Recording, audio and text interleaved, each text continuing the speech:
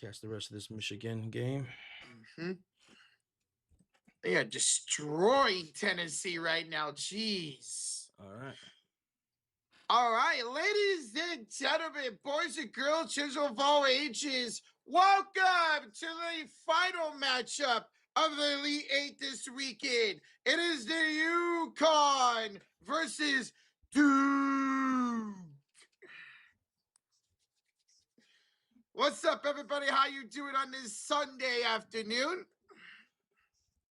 It is only 1:30 here on the West Coast, Josh, but I'm super excited to watch Duke and UConn, the two top teams in this East region, go at it here today.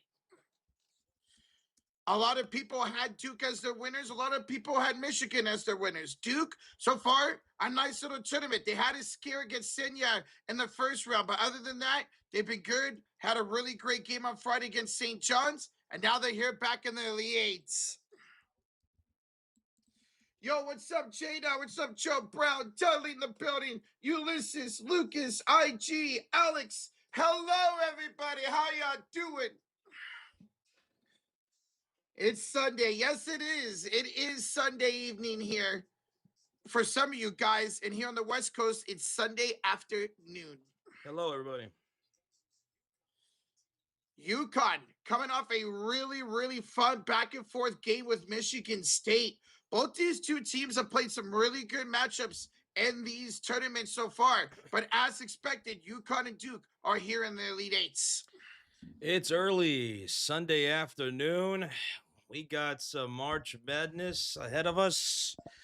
We got Michigan watching right now. Michigan mollywopped Tennessee 78-52. But what's good, everybody? Who's in here? We got IG in here. We got Alex, Lucas Payne, Jay Dyke, Ulysses, Dudley, Joe Brown, Matthew Gilliam. They're all up in the building, baby. Hey, what's good?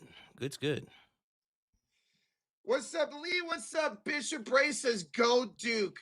Man, I'm considered a casual Duke fan, so I'm excited to back in the Elite Eight. Duke favored by 5.5 points here at home. They got Foster back. They're really good backup point guard. He was out with the foot injury for the first 3 matches against Senya and 10 TCU. Now he's back. That's a huge boost off the bench for Caleb Foster. Duke dealt with some injuries going into this tournament. Gungba, who was number 21, their center, he was also out. He played the last 2 games against TCU and St. John's. So Duke is healthy and ready to go against UConn, who's won a couple national championships over the last 10 years. Jed Lockett in the building. What's up, Jed? Yo, what's up, Jed? What's up, Aaron Myers? What it do, Pikachu? JC Farrell says, man, Michigan is absolutely destroying Tennessee. I cannot wait for Arizona and Michigan matchup next Saturday. That would be fun. We have 3 number 1 seeds still alive. Arizona all the way through to the Final Four. Michigan's about to be in the Final Four. Those two will face off. The winner of this game will face the number 3 seeded Illinois. Illinois, the number 3 seed out of their division. They beat Florida, and now they're into the Final Four. So we'll see if 3 of the top 1 seeds can advance here after today. 2 of them have. 1 of them are looking to here tonight. What's that, crayfish? How you doing, man? Iowa beat Florida. Yes, Iowa beat Florida.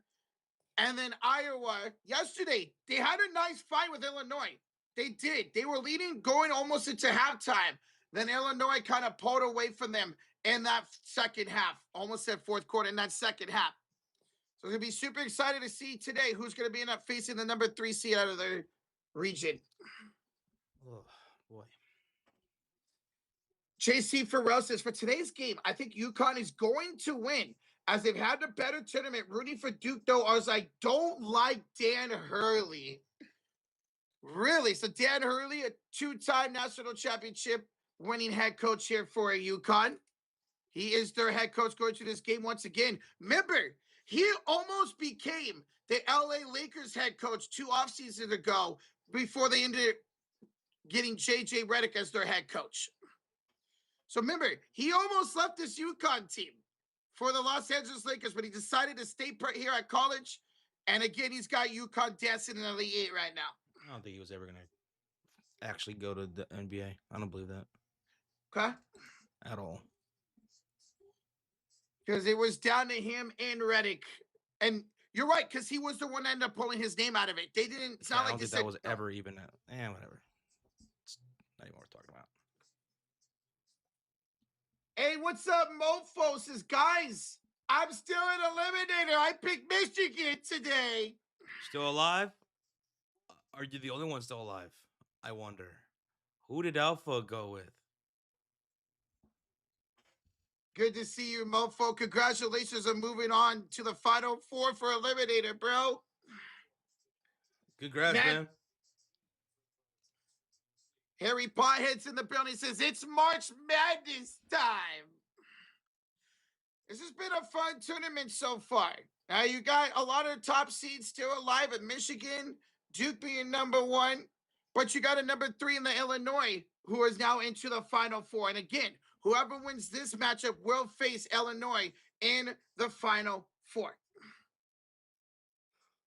Oh no, Mofo says Alfred forgot to pick a team.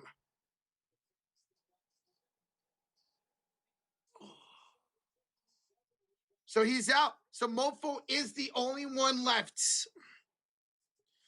But now you got to pick 2 teams, Mofo. That's the thing, going to the Final Four, you might not even have a team to choose if you chose all these teams. Cinderella runs just don't happen anymore. And Goodman, we saw last year, the Final Four in last year's tournament, all number 1 seeds were alive. And this tournament, you got UConn, who's number 2, Duke number 1. You got number 3 Illinois, and you got number 1 Michigan, and number 1 Arizona left. Tennessee was the 6th seed coming to this game against Michigan. It would have been really cool to see them get past them, but I mean, the favorites to win the whole tournament was Michigan and Duke, so this is not shocking to see them win by almost 30 points. They are up by 30 points, actually. Mofo says, I still got UConn, Duke, and Zonia left. So I'm going to guess that whoever wins this game that we're streaming, you're going to end up taking in your eliminator, Mofo. Ulysses says, who's Zonia? Arizona. You mean Zona? Yeah, Zona. You said Zonia. I'm like, who the fuck is, what is Zonia? Zona. Is that some country? Zonia is actually a character in League of Legends. That's why I got that confused. It is? Yeah, it's a character in League of Legends. Rashir says UCLA women's team is down 3 to Duke in the 3rd quarter right now. UCLA is up? No, they're down 3 to Duke right now. 3. They're down 3-2. 3 3 points or 2 points? They're down 3 points in the 3rd quarter. Oh. Okay. Ooh. That would be a crazy run if both Duke teams could get to the Final Four next weekend, man. Yo, what's up, Corey Charles? How the heck are you, bro? What's up, brother? What up, Rocha? Is Curry 30. Hello. Alex, you're 9th place in the women's bracket. I'm still number 1 in the women's bracket, baby. I'm number 1. I need UConn to go all the way and win, which I think they're going to. What's up, Notre Dame fan? Welcome on in, everybody. Hit that like button upon entry. The number 2 UConn versus number 1 Duke here in the East region. The winner to take on Illinois in the Final Four in Indianapolis next Saturday. We already got our first Final Four matchup set in stone. It is Arizona taking on Michigan. So already one done. We'll find out who faces Illinois here in just a little bit. There's a legit chance we might have an all Big Ten national championship game. Very well, Kurt. The Big Ten very strong in basketball this year, crazy dog.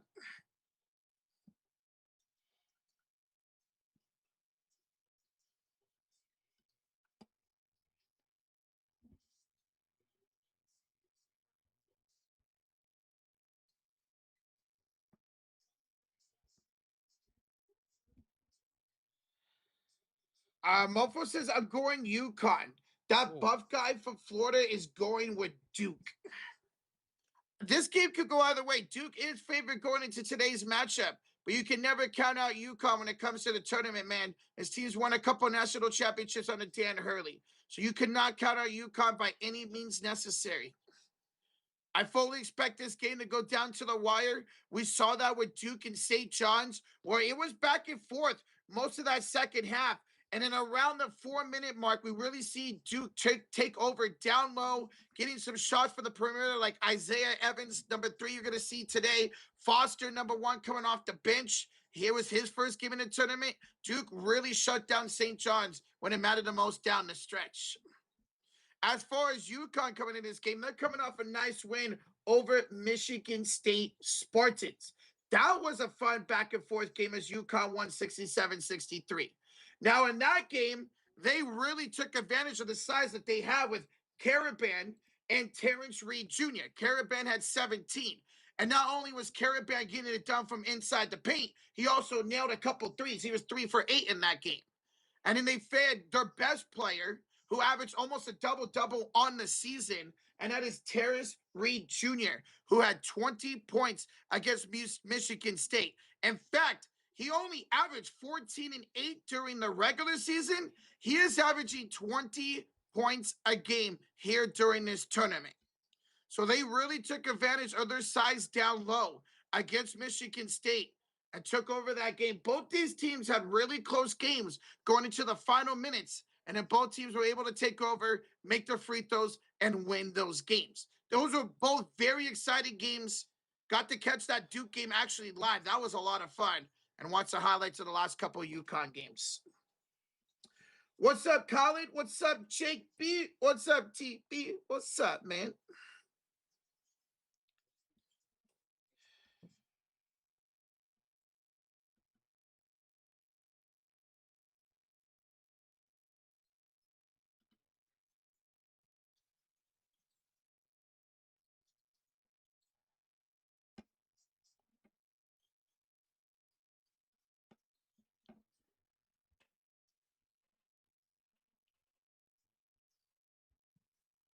2:16 left to go in this Michigan game. God, I hope this UConn.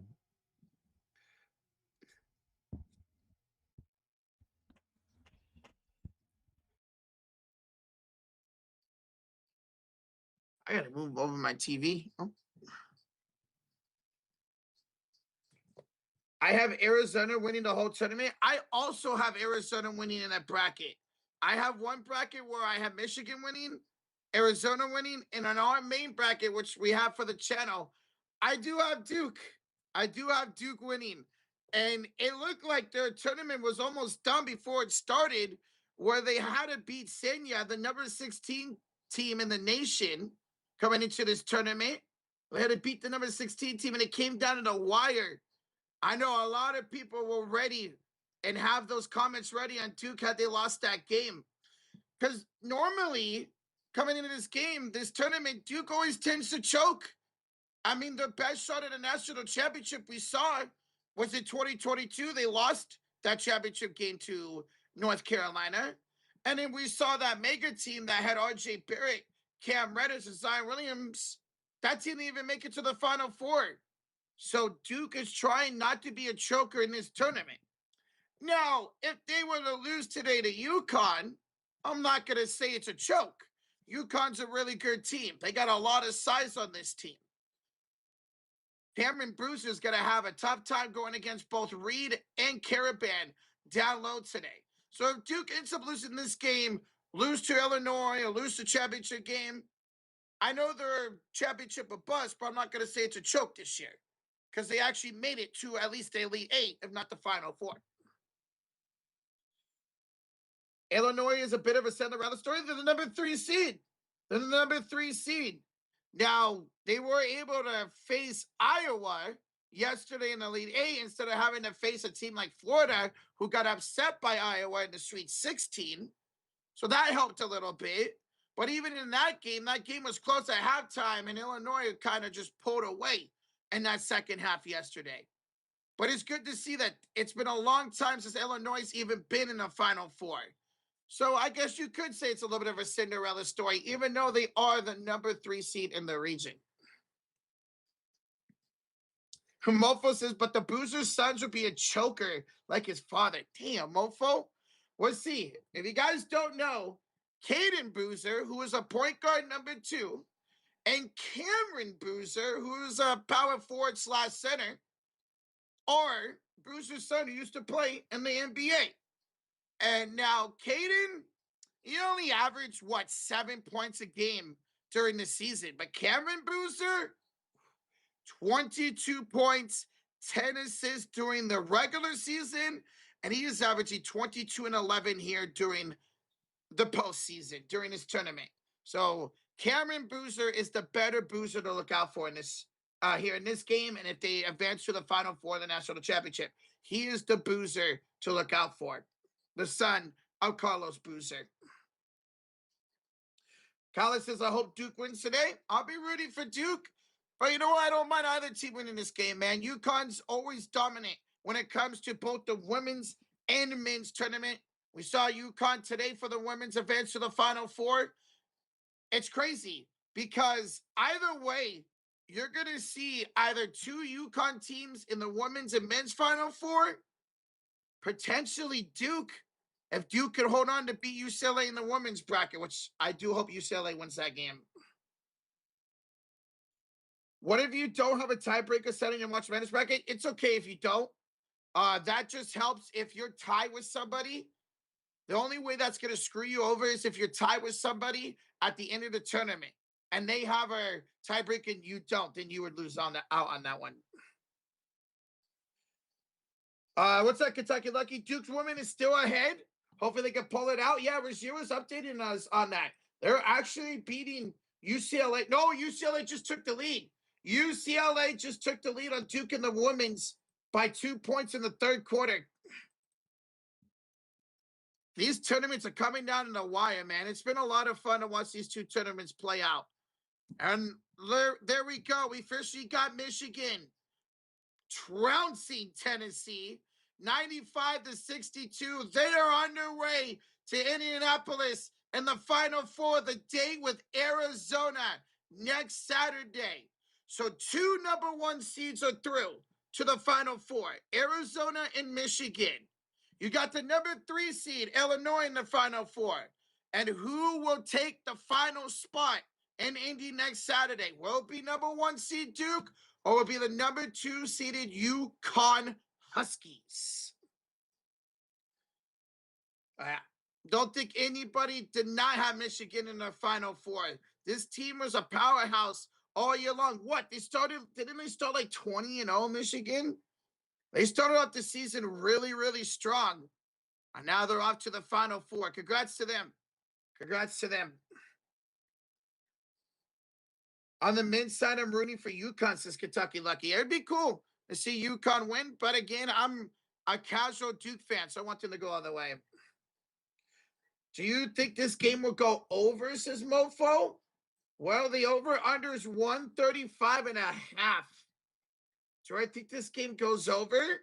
I mean, you got 2 powerful offenses going at it. You really do. I can see this game going over, yes. I can see it being like a 85 to like 82 ball game, which would hit the over. So, yeah, I could see this game actually going over. What's up, CLO8? Pirates are up on the Mets and the 10. Damn, you guys with the extras again? Wow. UConn won't be afraid of Duke? Of course not.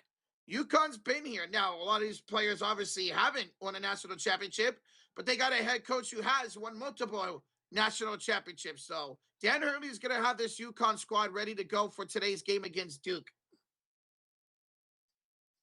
Yeah, this game is in Washington, D.C. This game is at the Capital One Arena in Washington, D.C.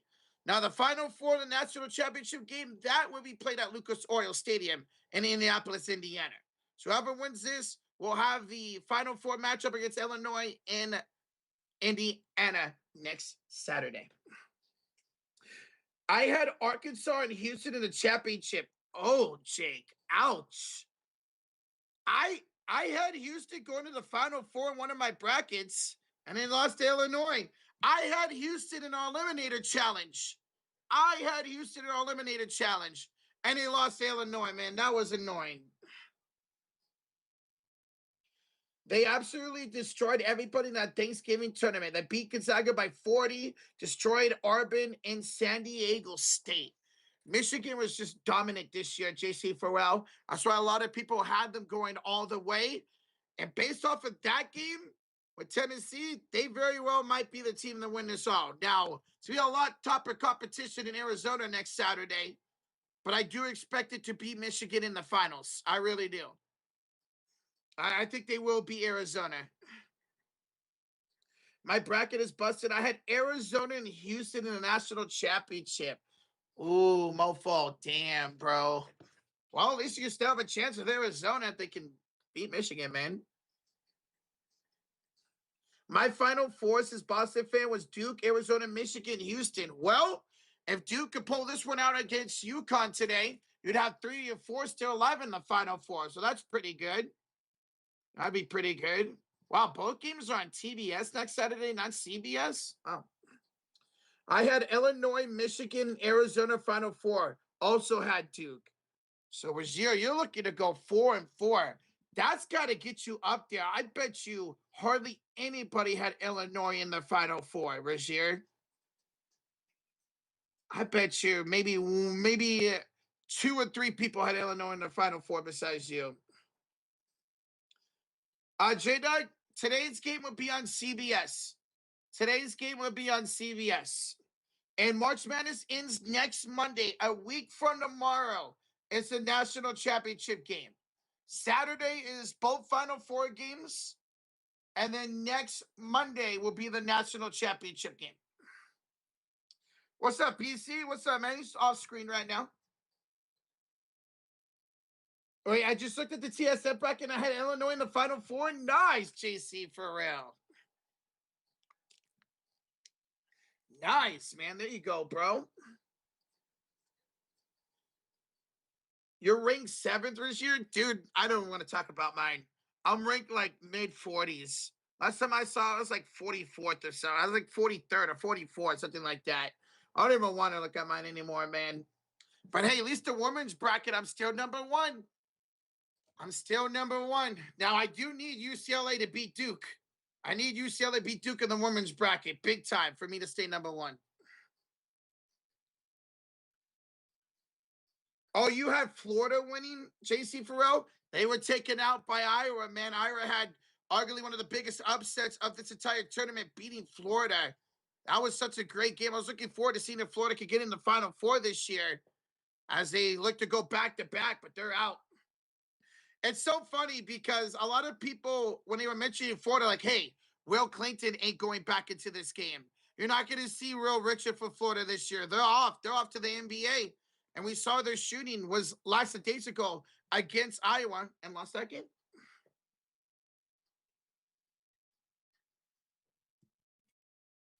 Gosh.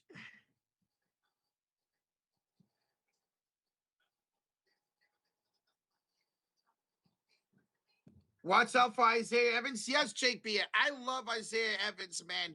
This dude's a bucket. If you guys don't know who that is the point guard for Duke. Not only can he attack inside, and he's really good at getting downhill. We saw him do that multiple times against St. John's. He can also knock down some shots from the outside perimeter as well. Isaiah Evans during the regular season averaging 15 points a game, but during this tournament, 19 points a game for Isaiah Evans. Now, that did help him out a little bit with Caleb Foster being hurt with a foot injury, who did come back against St. John's. Even then, Isaiah Evans was still awesome for Duke. So look out for him in the starting lineup here today. Yo, Cubo in the building. What up, Cubo? What up, man? Nick's up in here. We got Bigwood up in here. Leo, hello. Zachary Butler, 21 months in the Cult of Fury. What's up, brothers? I know they're not playing today, but go Arizona. Hope they win the whole thing. Being from Arizona, we need this. Oh, it's going to be a tough game for them against Michigan, man.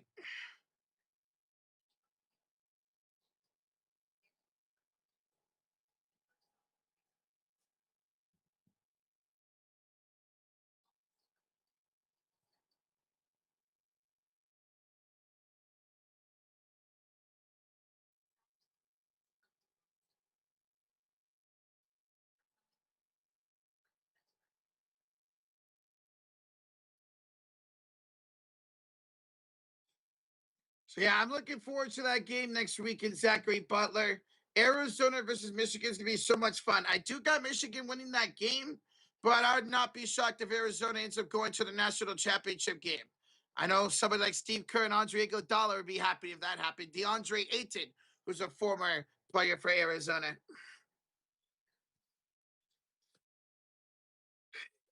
Kevin McConaughey, he's been great for y'all. Big word for the Tigers, man. What's up, money making Mitch? Hello, Mitch. Welcome on in. Guys, thank you for tuning in. Hit that like button. We're 10 likes away from 100. This game is scheduled to tip off at 5 o'clock, at 5 after the hour. So we'll see if that actually happens. So we should be about roughly 20 minutes away for game time. UConn, the number 2 seed in this East region, versus Duke, who's the number 1 seed. Rashir says at the end of 3, 51-47, UCLA is up. So UCLA took the lead on Duke, and now they're up through 3/4 of the women's tournament. Rashir, thanks for the update, bro. Yo,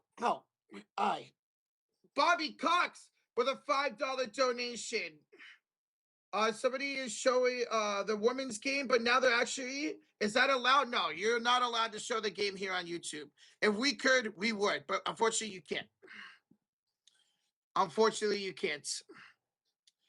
Hey, Bobby Cox, thank you so much for the 5, bro. Appreciate it, man. Oh, my eye. Right when I was starting to read that donation, I felt like something flew right in my eye. That hurt. Thank you, Bobby. Thank you. Yo, what's up, Ricky Hudson? How you doing? Welcome on in, Ricky. Ricky. Damn, mofo. I say if Michigan beats Arizona next week, whoever makes the finals is losing to Michigan. Might not be wrong about that, Alex. They've been one of the best teams all year in the nation. Look at the start they had. Look at that tournament that they had during Thanksgiving. Not be shocked at all if Michigan ends up winning the whole thing. But it's going to be tough competition. Arizona is a really good team. Whoever wins this game is a really good team. Illinois is in the Final Four for a reason. They're on a Cinderella story. So either way, whoever's going to be in the finals next Monday should be a really fun game.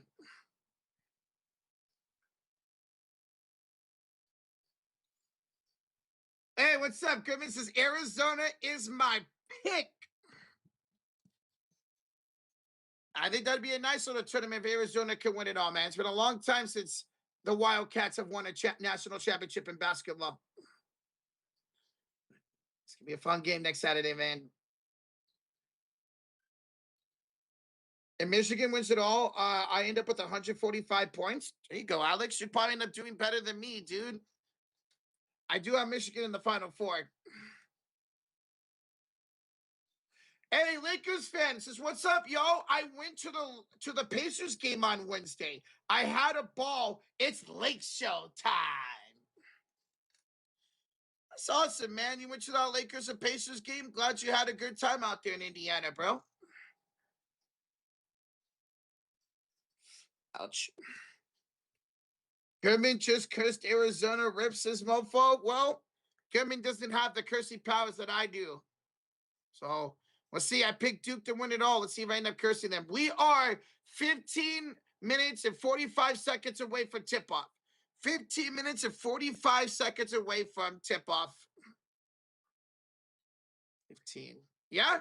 Yep. So they are scheduling this tip off right after 5 on top of the hour, 2:05 p.m. Nice. Tristan Allen, what's up, dude?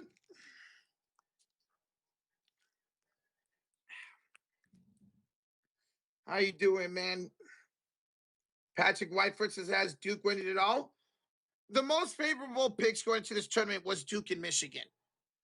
Now, there's some upsets you can say with Arizona. I know some people had Houston winning it all, Florida trying to repeat, but the majority did pick Michigan or Duke to win it all. So if it's UConn versus Michigan or Illinois versus Michigan, that's something different than people were expecting. What's up, David Neal? How you doing, bro? Eugene says, I had Tennessee beating Michigan today, and that aged really horrible. Also, I'm thinking Illinois might pull off a miracle and win the whole thing. Talk about your Cinderella run if that's the case. Again, I know Illinois is a 3 seed, still top seed, but nobody was expecting them to make it this far. And for them not only to go to the Final Four, but potentially win the whole thing, it'd be a nice little swerve on this tournament this year. I think that'd be pretty cool if Illinois were to go to win it all. Townhousing Curse, Florida. I love that guy. I love that guy, David Neal.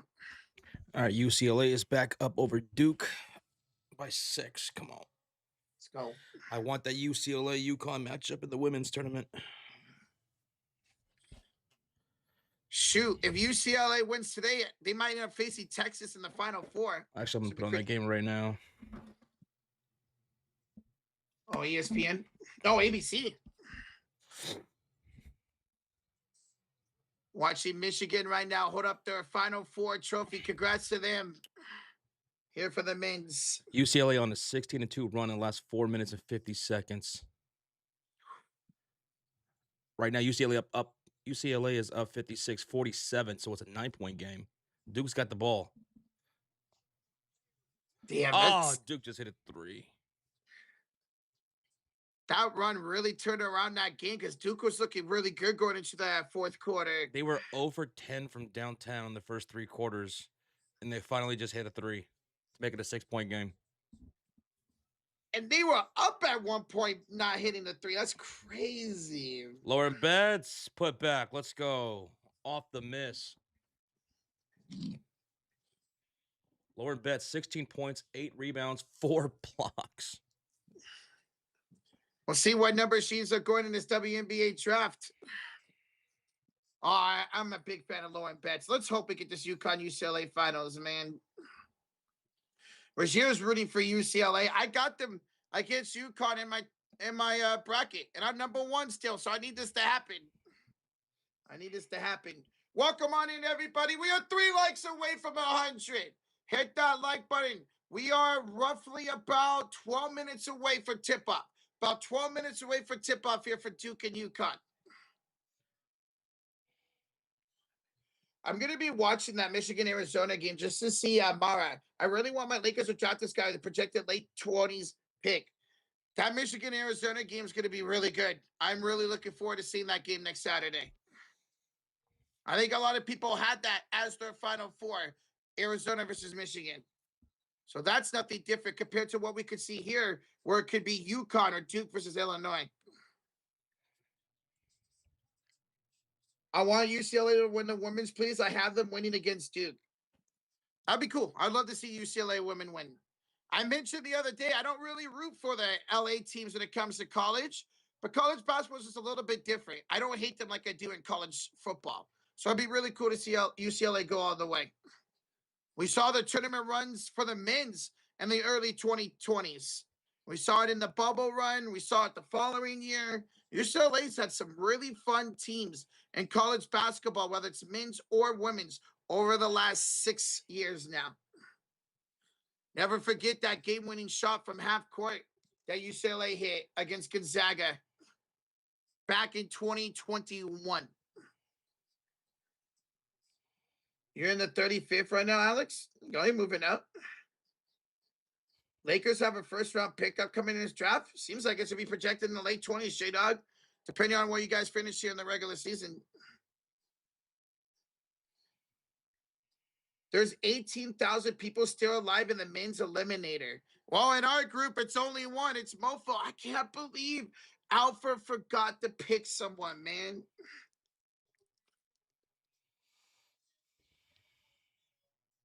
The most heartbreaking one was against UConn, against Suggs, and that Florida team of Horford and Joakim Noah. Man, those battles that UCLA had with Gonzaga and UConn in the early 2020s, mofo, were some of the most entertaining college basketball games of all time, man. When you guys had Juzang and Hawkes and all them, man, that was a lot of fun to watch. And I didn't realize you guys faced Horford and Noah teams back in the early 2000s. Goodness says Cam Boozer needs a good game. Caleb Wilson was neck and neck with him, and then Darius Acuff went off, so he could realistically fall to 5th. You talking about in the draft? Cam Boozer falling to 5th? I don't see it. Maybe you might be right, but I don't think so. I don't see him falling past the 3rd pick, man. I would be shocked with the way these guys have been talking about him. Heard a lot of good things about Caleb Wilson, though. Heard that he could end up being a top 5 pick from UNC. But today will be interesting to see Cam Boozer versus Caravan. Because Caravan's a big for UConn, who could not only score inside, but he could also knock down some threes. He had 3 against Michigan State a couple of days ago. And if Cam Boozer's going to fall in the draft, then let him fall enough to where he goes to Chicago, to the Bulls. Bulls will have a top 10 pick, I think. I think right now we're 9th, 10th, something like that, projected. I hope we move up a little bit up enough to where we can get a Cam Boozer. That would be great. Or maybe you guys get lucky and win the lottery and get him number 1 overall.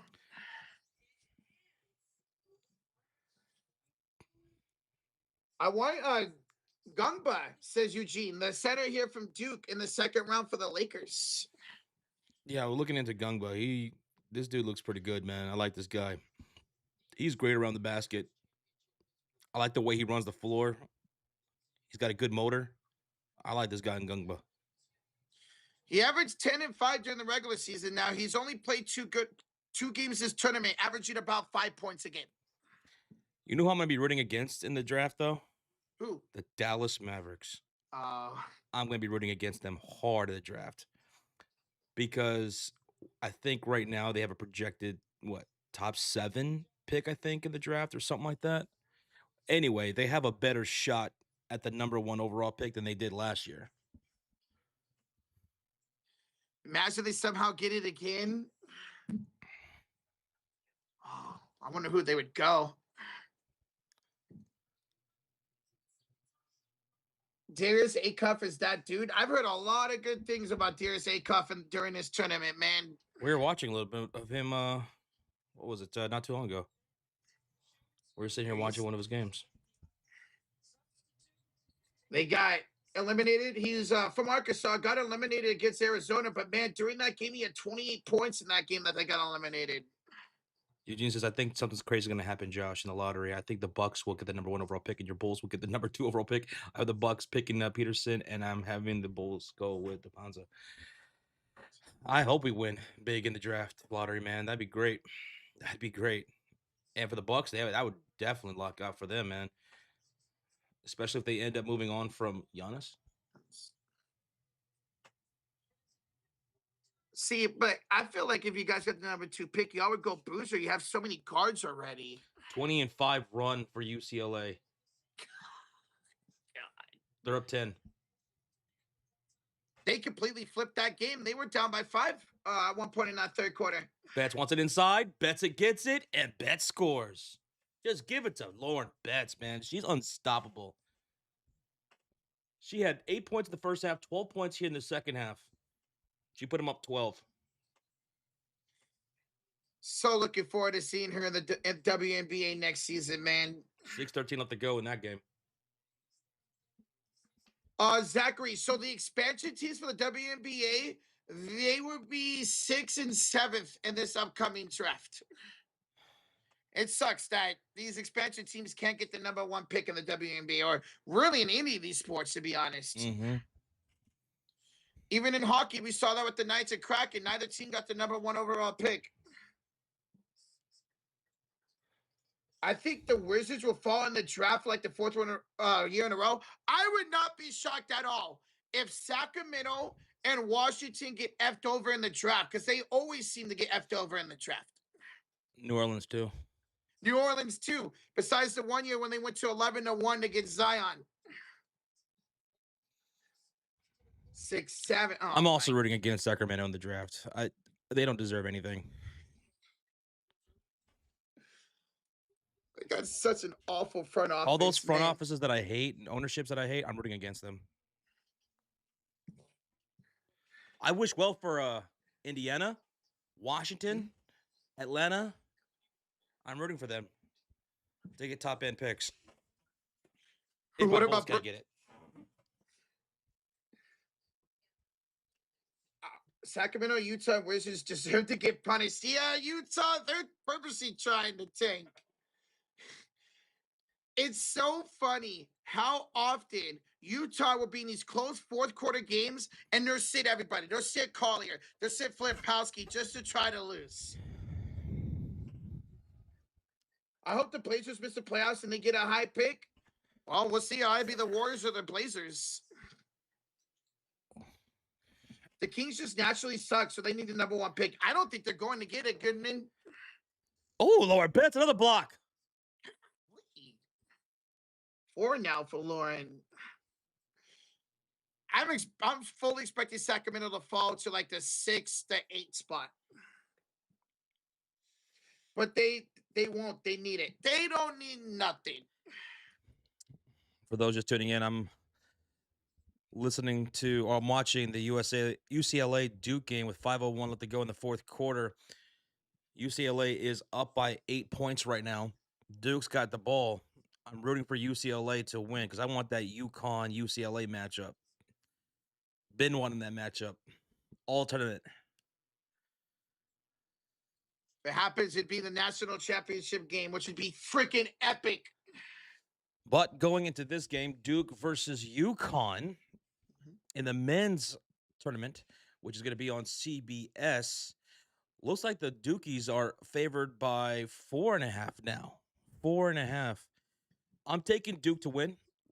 Let me know who you guys are taking. I'm taking Duke to win this game. However, I think it's going to be a 2-3 point game. So I would take the UConn Huskies plus 4.5. But straight up, I'm taking the Duke Blue Devils to win down the wire. I'm right there with Josh. I'm also going Duke, but I fully expect this game to come down to the final shot. I expect it to be back and forth all game long like we saw St. John's and Duke was. So you're going to take UConn plus 4.5 as well? Yes, sir. I'm so looking forward to this game, man. UConn and Duke coming off great wins against Michigan State and St. John's, respectively. My MVP of today's game is going to be Cam Boozer. I'll take Cameron Boozer to be MVP. The guy who's averaging 22 and 10 on the season.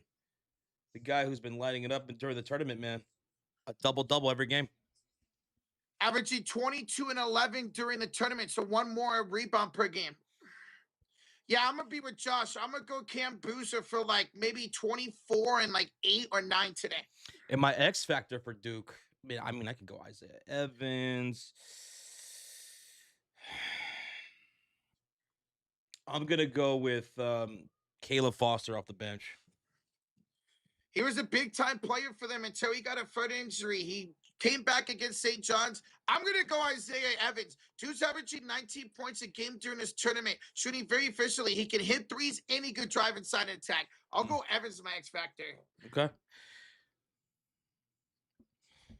Hey, Gordon Johnson with the $10 donation. I look forward to your broadcast, guys. Let's get this over, baby. Gordon Johnson, thank you so much for the $10 dono.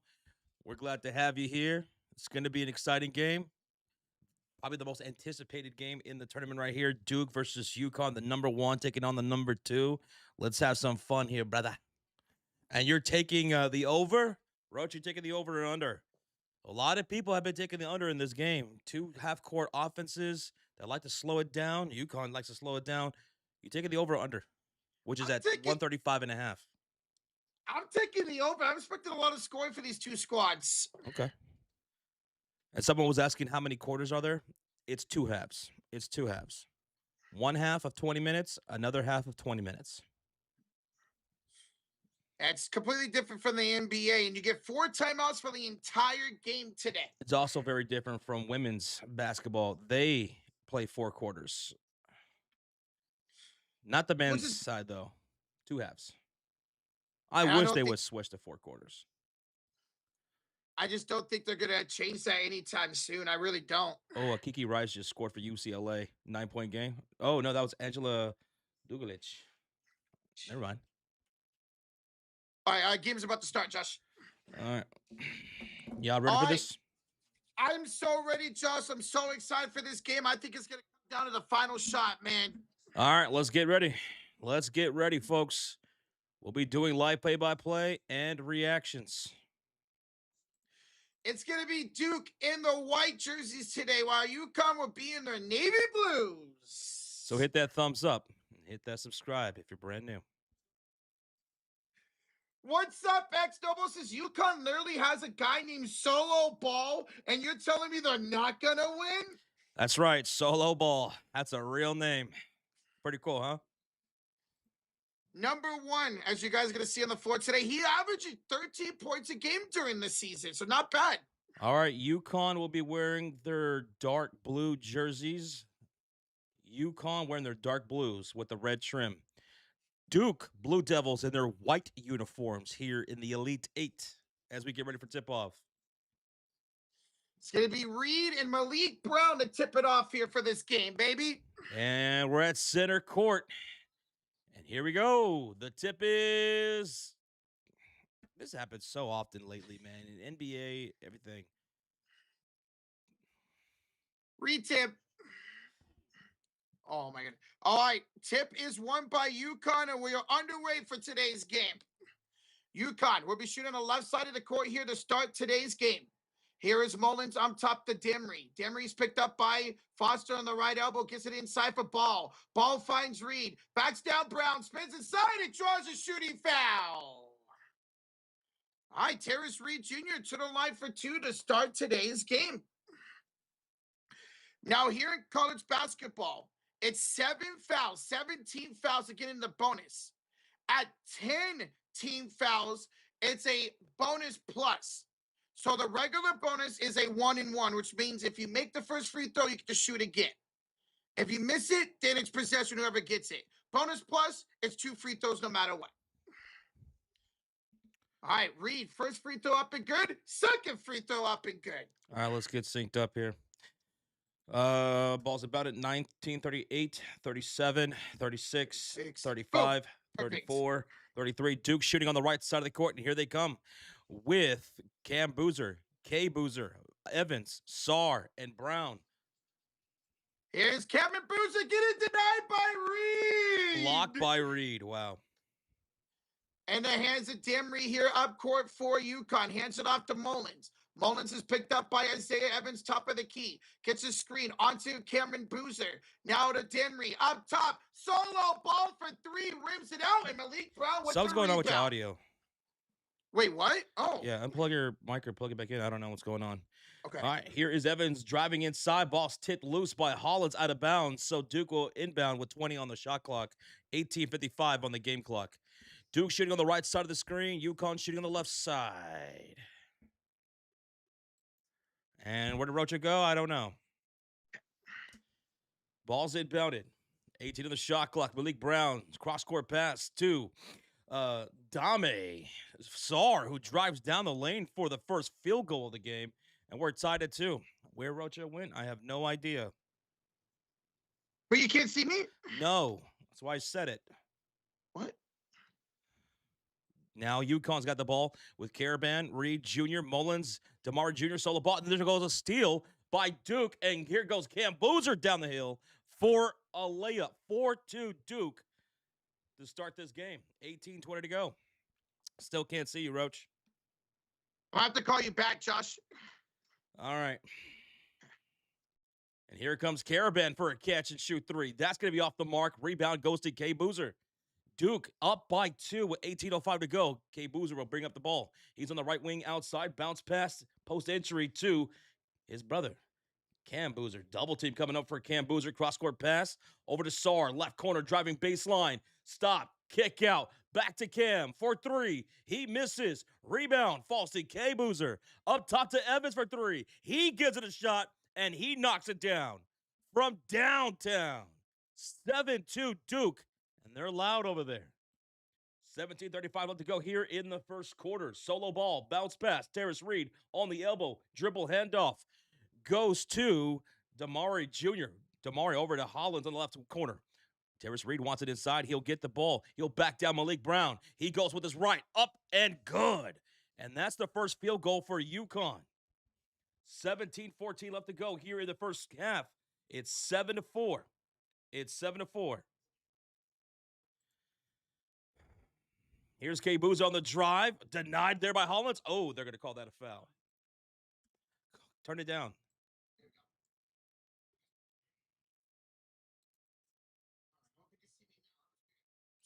Your audio is still off. I don't know what's going on. It sounds laggy or whatever. It's like making a weird noise. Oh. See it. So what's going on? 17:03 left to go, and we're going to get 2 free throws coming up for Caden Boozer.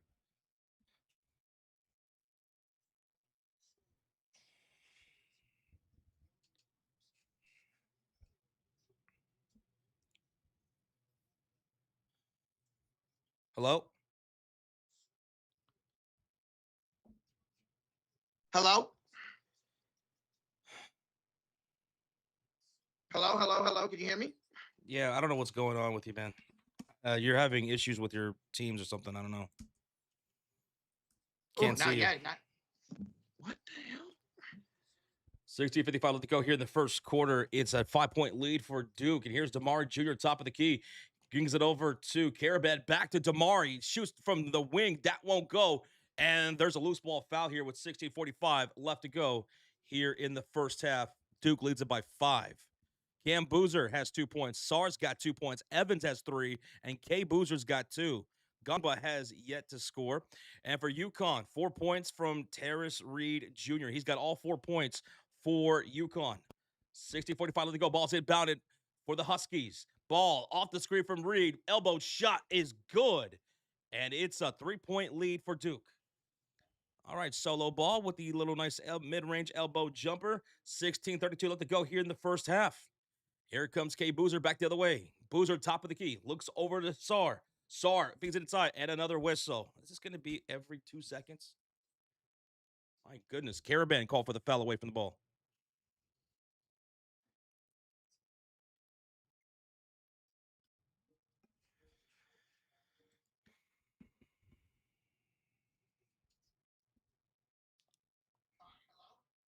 Yeah, you're having issues, man. I could see you, but your audio is off. Your internet must be messing up. That's weird, dude. Yeah, you don't have good internet right now. Ball's inbound, and here's Caden Boozer up, and that's going to be blocked. Gets his own rebound. Kick out to Sar for a left corner 3, and it rattles in for another splash for Duke. 12-6, Duke with 6:12 left to go. UConn will bring up the ball with solo ball. Solo ball's out there with DeMar Jr., Mullins, Reed Jr., and Caravan. Caravan wants the top of the key. Now to left elbow. Damari feeds it inside of Terrace. Reverse layup blocked there by Isaiah Evans into the hands of K Boozer. And K will bring it up. Caden down inside. Cam Boozer. Nice hesitation. Goes up and finishes. 14-6 Duke. 14-6 Duke. 15:38 left to go here in the first half. Duke is up large here to start this game. Terrace Reed. Handoff to DeMar Jr. inside on the slip, and Reed will miss at the rim. Gets his own rebound, put back with the left hand, and it flushes inside for 2. 14-8. Duke leads it. 5:17 left to go. The Blue Devils are shooting on the right side of the court in their white uniforms. UConn in their navy blue. Cam Boozer wants it inside. Backs down Caravan. To the cutter goes Caden. Caden with the floater up and in. 16-8. 8-point lead for Duke. 15 minutes remaining in the half. Demara Jr. off the screen from Caravan on the right side, far side. K Boozer sticking in front of him. Shot clock to 17. Cross court pass to Caravan on the left elbow. Bounce pass in the post entry goes Terrace Reed going to work on Gangba. And he goes up with a hook shot. And that's going to roll in for Reed Jr. And we got a 6-point game. 14:32 left to go here in the first quarter. Duke has it, and we're going to get a timeout. Oh, is that a foul? That's the third foul on UConn, and we're going to get a timeout here.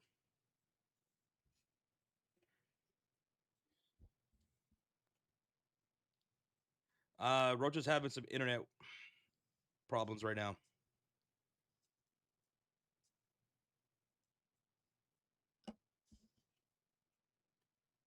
All right, commercial break.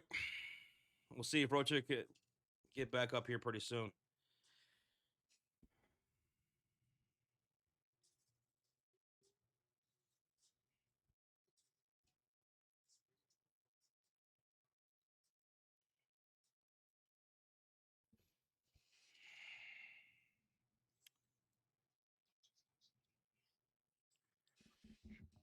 Cam Boozer's got 4 points. SAR's got 5. Evans has 3.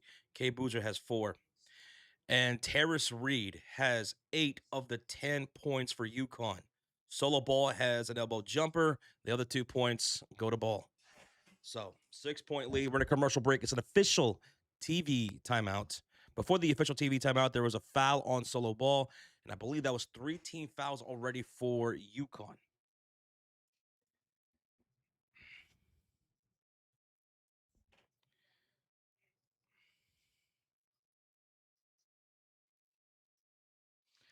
I was a bit skeptical. What's up, B? I was a bit skeptical that Duke would win it all, but just might be their year.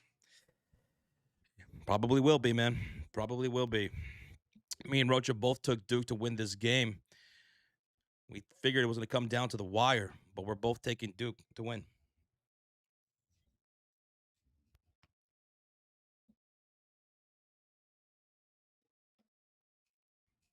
All right, let's see if this works. Hello. Sounds better. I think it was an issue with Teams. I don't think so. No.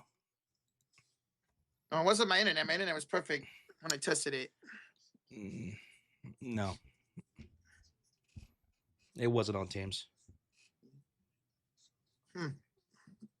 Damn.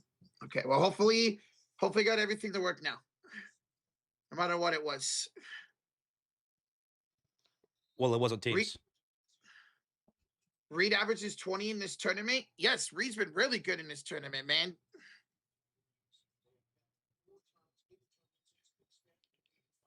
What's up, PC Minter? Yo, what's up, B Money? How the heck are you, B Money? I know you're excited for finally touching some March Madness, dude. It's been a great tournament so far, man. And a hell of a start here for Duke. Up 16-10. I mean, this team can score from any part of the court, man. All right, let's make sure we're synced back up. We're coming back out of an official TV timeout.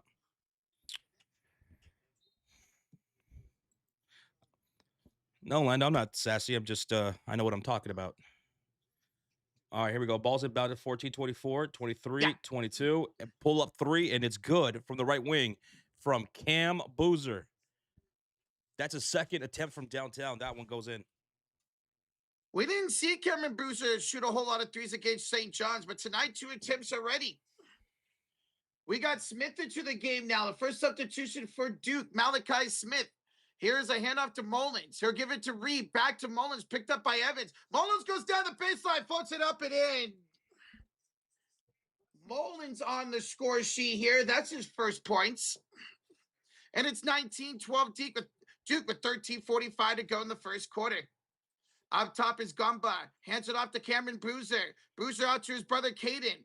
Caden will have on the right elbow against Caravan. Gives it back on top to Gumba. He's left alone. Going to take the straightaway 3 off the back rim. No good. Cameron Boozer the rebound. And it's going to be a jump ball. It's going to be a jump ball possession to Duke. So if you're not familiar with college ball, instead of having a jump ball, they're going to go possessions throughout the game. So possession was in favor of Duke.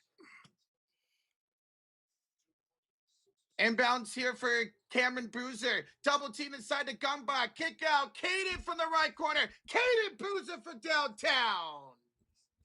You were a little sassy. I didn't know knowing what you were talking about equates to being sassy. That's new to me. No, he wasn't being sassy, guys. That was on me. I think it was my internet now. So that's on me. That ain't on him. Oh, so no. I didn't know what I was talking about. So I guess I'll just shut the fuck up. Smith inside for Reed. Reed Jr. tags Gumba. Turnaround shot is good for Terrace Reed Jr. averaging 20 points a game this tournament. He is awesome inside the paint. He's got 10 points already with 2 rebounds as well. So possession goes to UConn next time. Okay. Here's Caden inside for Cameron. Kick out the Sar. Right corner 3 is short, and that's going to go over the back and out of bounds. UConn ball.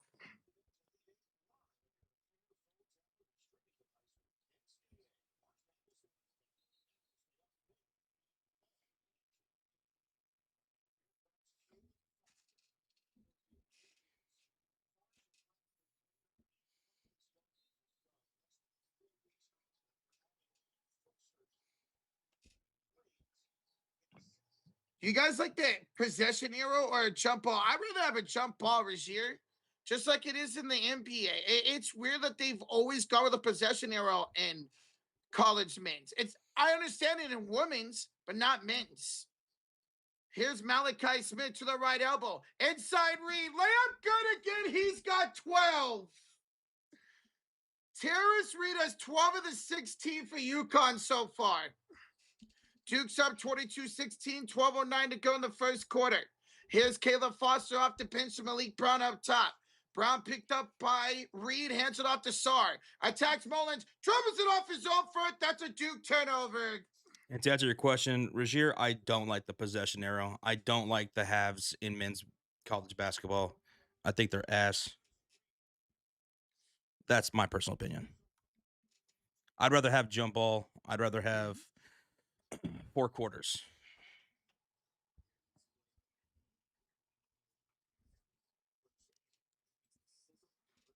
Official timeout. Remember, it's only 4 timeouts for the entire game for both teams. So you have 3 official timeouts each half, along with the 4 timeouts for each team. So they're going to keep those 4 timeouts. You have officials timeout 3 times each half. Plus, if a team goes on a run, you can actually call a timeout. B-Money says, I will say something to watch. If this is a close game down the stretch, that Duke has not shot free throws well this tournament. They really kept St. John's in the game late with the inability to knock them down. And I know on the other side, B-Money, Reed is not a good shooter for UConn yet. He hit his free throws to secure the W over Michigan State.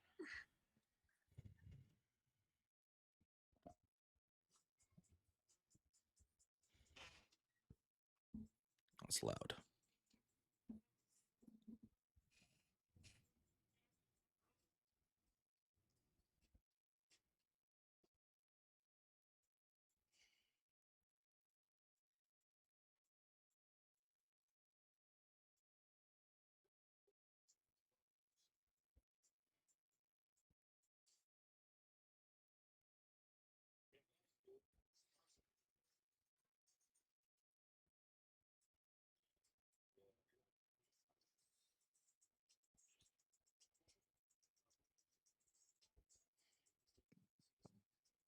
Yeah, Atheana, Warriors and Nuggets tonight. We're going to get killed.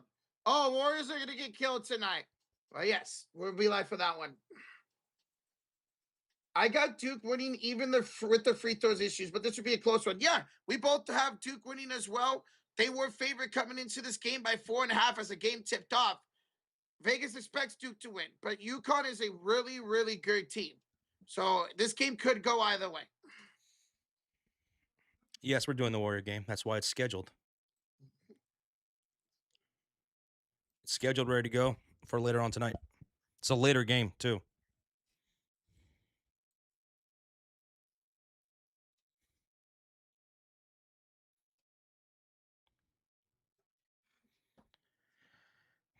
My God, there's so many. There's going to be a lot of official timeouts in this game.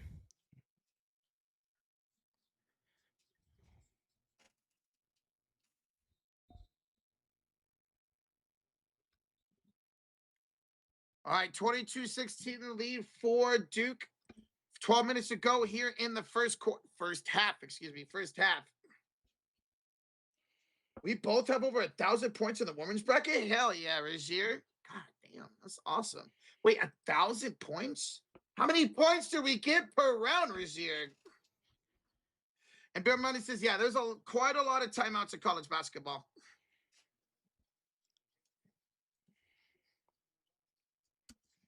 All right, come out of the timeout. Here's Mullins for UConn for three. No good. Ball's going to go off of UConn out of bounds to Duke. Yo, Rick with the 9 months, Cote Fury. Who you guys got winning the whole March Madness? Michigan. I got Duke winning it all, but I would not be shocked if Michigan won too.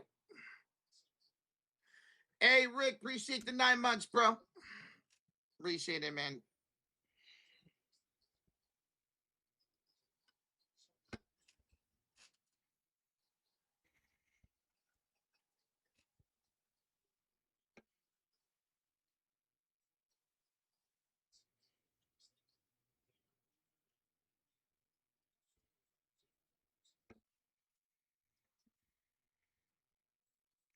All right, here's the Blue Devils with the ball. It's Isaiah Evans with the jump shot. Good. 24-16 Duke. 11:20 to go here in the first quarter. It'll be Mullins for the Connecticut.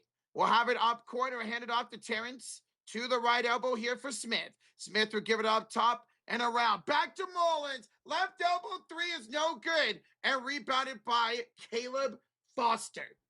11 minutes to go in the first quarter. Duke with the possession. It's Cameron Bruiser off to Heminia. He'll have it around a screen and he'll be fouled. He'll be on the floor by Jalen Stewart. Foul on the floor by Jalen Stewart of UConn. Steamroller with the 2 from Canada. I had Iowa State, but they lost. And ended up losing in the Sweet 16. They had a good squad throughout the year, but went down in the Sweet 16. Hey, Steamroller, thank you for the 2, bro. Appreciate it, man. Duke will have an inbounds. Isaiah Evans, step back 3 is no good. Caleb Foster with the rebound. And it's going to go off of Malachi Smith out of bounds. That's going to make Duke ball with 10:48 to go in the first quarter.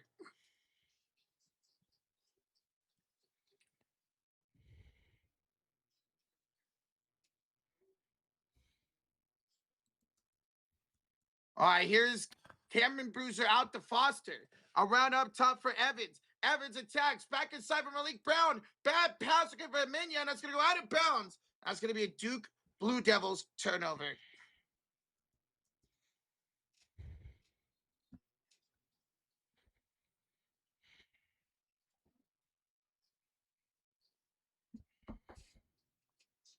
UConn with 4 early fouls. Yes, Rozier.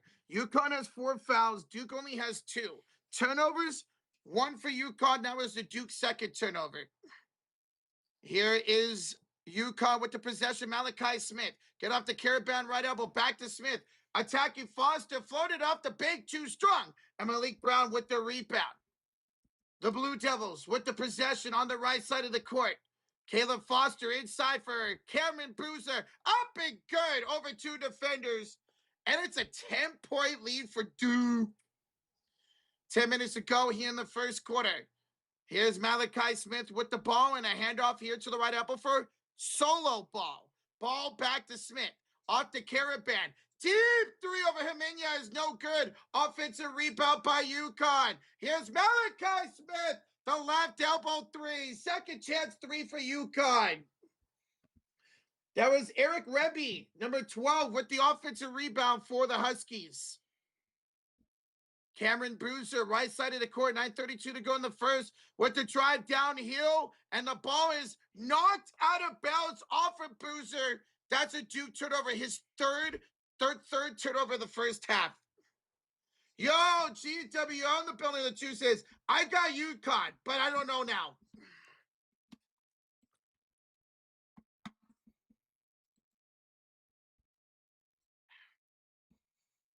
Well, we'll see. This is going to be a really good game, GW. I appreciate the two, bro. Thank you, man. Good to see you, bro. Malachi Smith. We're handed off here to Rebby. Rebby goes inside for Dimry, and he goes up and scores. 26-21. Here comes UConn. They were just down by 10. Now they're on a 5-0 run with 9 minutes to go in the first quarter. Cameron Boozer off to his brother Caden. Caden back to Cameron. Kick out left elbow. It's to the corner. And a three is no good. Rebounded here by Dimry. Huskies with the possession on the left side of the court. Dimry will get his screen. Lost the ball. Stolen away by Caden Boozer. Up for Himinia. And he'll lay it up and in. 28-21 Duke. 8:35 to go here in the first quarter. Dimry looking at his bench and getting directions. Here I had it off to the right elbow. Back to Dimry. Here kick it here and around back to Dimry. He's picked up by Caleb Foster. He's looking for a pass. Finds Caravan. Deep three. And ball. 8:16 to go in the first quarter. 28-21 to lead for Duke. I'm so ready to see this draft class in the NBA coming up. Stacked freshman class. Heck yeah, Regier. Be fun to see, man. Reed Jr. would check back in for the Huskies. How long have y'all been watching March Madness? I've been watching it my whole life. The only time I do really watch college basketball is March Madness. Himinia for Duke. Inside. And the layup is good by Gungba. The big man connect for a bucket there. 30-21 Blue Devils. 7:54 to go in the first quarter. Caravan will give it off to Stewart. Hand it off to Smith. He'll get around Foster. Try to attack assignment up by Gungba. Kicks it out the ball. Solo ball. Misses the three. Long rebound goes back to Jalen Stewart. Stewart inside for Reed. Backs down Gungba. Reed blocked by Cameron Boozer. It's in the hands of his brother Caden. Caden goes down the lane and he'll draw a shooting foul. 7:29 to go in the first quarter. Caden Boozer will have 2 free throws. What a block by the potential first overall pick in this year's draft, Cameron Boozer, as he denied solo ball. We're going to get an officials timeout here.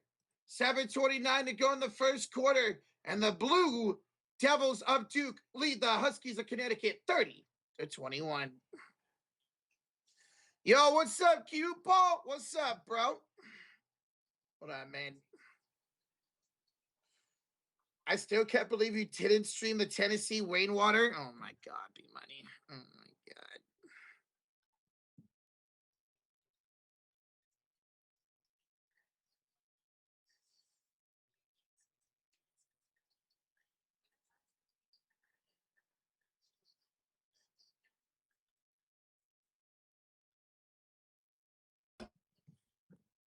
In the first half, yeah, I remember in college basketball, guys.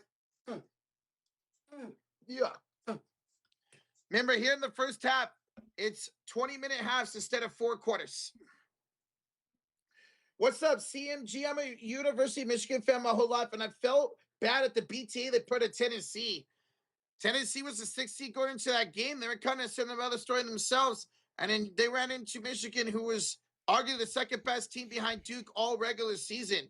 So I'm not exactly entirely shocked that that game was a blowout. I'm just shocked it was as big as it was. I didn't have hair in my mouth. I mean, I don't know what that was. That was weird. We're doing well, Corey Childs. How you doing, bro? Timeout commercials are insane, and we got a lot of them in both halves, man. A lot of them. Arizona was undefeated all season until the last regular season game. That's why it's going to be so much fun to watch Arizona and Michigan next weekend, man. Looking forward to that game.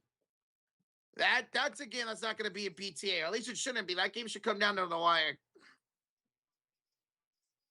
Guys, hit that like button. We are 50 likes away for 200. Thank you all so much for tuning in for this Elite 8 matchup. The winner to face Illinois in the Final Four next Saturday. We already have our other Final Four set, number 1 seed Arizona and the other number 1 seed Michigan. Can Duke join them as number 1 seeds in the Final Four? We saw last year in the Final Four where all 4 number 1 seeds were played. That's not the case this year because Iowa beat Florida in the Sweet 16. Oh, it's riveting, B. This is absolutely riveting. Finally out of this timeout. There's no flow to this. It's just constant stoppage. I'm not gonna exaggerate when I say I enjoy the last I'd say 2 years. I've thoroughly enjoyed the women's March Madness games way more. You don't have to worry about It's so not much even close. With them being in 4 quarters, you don't have to worry about so much stoppages. Because you only have 4 timeouts for each team in 2 halves in this, where they have 3 stoppages when it comes to TV timeouts. All right, come out of the timeout. Duke leads at 30-21, 7:29 to go here in the first quarter. You say Duke's women's team would win? They lost. It's UCLA and UConn that won today. Notre Dame and Duke are out for the women's side. Caden Boozer, first free throw up and good. 31-21, Duke back up by 10. Women's basketball has been fun. Yes, it has, Paul Minton. Yes, it has, man. Caden, second free throw is good. And it's 32-21, Duke, 7:29 to go in the first quarter. Michigan end up beating Tennessee 95-62. 33-point win today.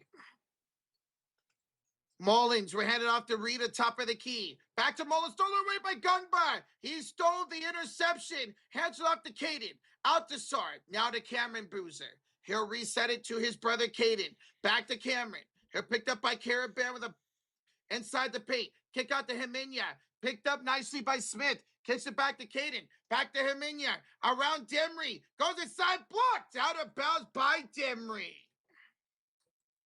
6:56 to go in the first quarter. 9 to shoot here for Duke on the shot clock. So a nice move to get inside by Heminia. He was denied out of bounds. That is the 4th block of the game already for Connecticut. Heminia to inbounds for the Blue Devils. Gives out the Gungba top of the key. Picked up by Terrace Reed. 7 to shoot. Back to Heminia. Give it inside for Cameron Boozer. To the right corner. Here's Soren for 3. Nothing but nuts. Good shot.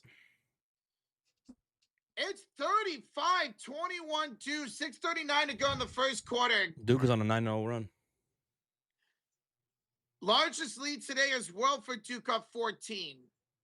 Mullins picked up by Sar. Hands it off to Demry. Inside for Reed. Picked up by Gungba. Blocked out of bounds by Cameron Boozer.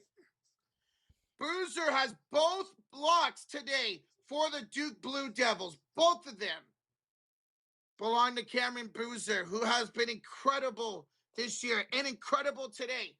9 points, 3 rebounds, 2 blocks. Demry, the inbounds for Connecticut. Hands it off to Caravan. He missed the layup, and it's going to be a loose ball foul on Terrence Reed Jr. And he can't believe it. They're going to call him for over the back on the rebound attempt. That's going to be a Duke ball. That's 6 fouls now by UConn. So 1 more foul, and the Blue Devils will be in the regular bonus, which means any personal foul will be a 1-and-1 situation. You make the first free throw, you shoot the second one. You miss the first free throw, then whoever gets the rebound gets possession.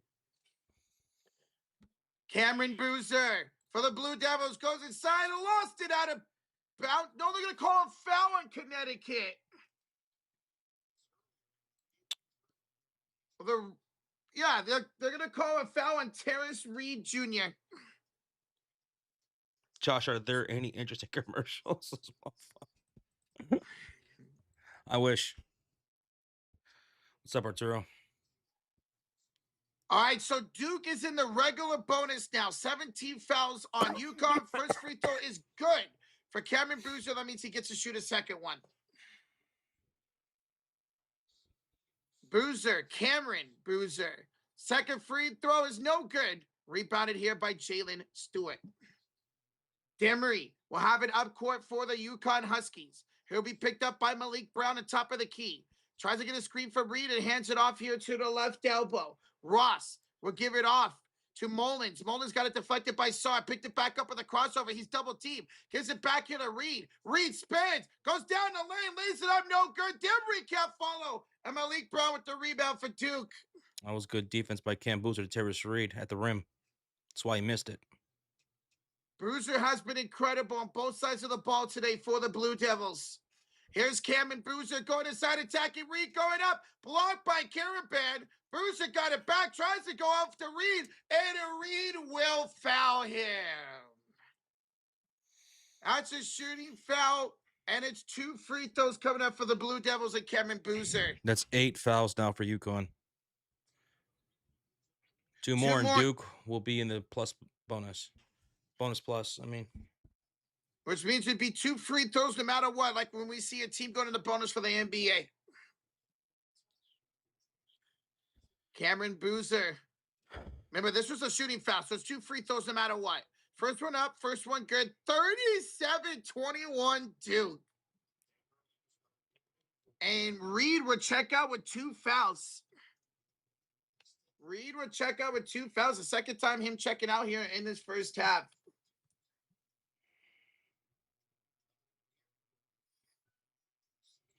Cameron Boozer, second one up and good. 38-21 lead for Duke. 5:26 to go in the first quarter. Demery will have it for UConn. They have not scored in almost 4 minutes. Gives it off to Mullins. Pull-up jump shot is way off. And Sarr with the rebound for Duke. My goodness, it's all Blue Devils here in the first half. Caden Boozer will attack Demery, give it off to his brother Cameron, and a foul again on Connecticut. So that's on the floor. That's going to be their 9th foul. It's going to be a 1-on-1 situation here for Duke. And it's going to be Cameron Boozer going back to the line for the 3rd straight time. B-Money says the NBA should adopt the 1-and-1 free throws. Could you imagine how many free throws Hooper and SGA would get? It's 5 team fouls, and you're already going to a bonus already, B-Money. They would have to completely change everything when it comes to that. I don't see that ever happening. But it make for some good drama, though. Cameron Boozer, first free throws up and good. 13-4 now for Cameron. 5:01 to play in the first quarter. Boozer would make both. 40-21, a 19-point lead for Duke. Oh, my goodness. Under 5 to put. I see if UConn could go on a run. They have not scored in over 5 minutes. It's a 14-0 Duke run right now. Malachi Smith will give it to the right elbow for solo ball. Back to Smith, screen by Caravan. Smith is on Heminia. Gets a crossover against Brown to Ball, and it's going to be deflected. It's going to be deflected out of bounds. 4:38 to go in the first quarter. And Terrace Reed's going to check right back in for UConn. 4:38 to go in the first. 7 to shoot for UConn. As Reed will check in for Reeby. Don't let Dan Hurley get angry. Hurley's a great coach, man, for UConn. Caravan the inbounds. 7 to shoot for the Huskies. He gives it off to Malachi Smith. Crosses over against Cameron Boozer. Tough defense by Boozer. Fadeaway shots. A shot clock violation. This UConn team was fucking ass. They're getting absolutely destroyed by Duke. Cameron Boozer with more good defense right there. Terrace Reed is going to check out. Again? Ryba checks in. So their best scorer, their best player just checked out. They checked him in just for the offensive possession, checked him right back out. Here's Caravan denying Cam Boozer. Up court for solo ball. He'll draw a shooting foul. UConn can finally end the scoring drought with a free throw here. It's a scoring drought of more than 5 minutes for the Huskies. It's going to be on Hemenya, who tried to block solo ball at the rim and ended up bumping him. We were talking about that earlier, Turl, that Lakers were interested in Hurley. Solo! I love you.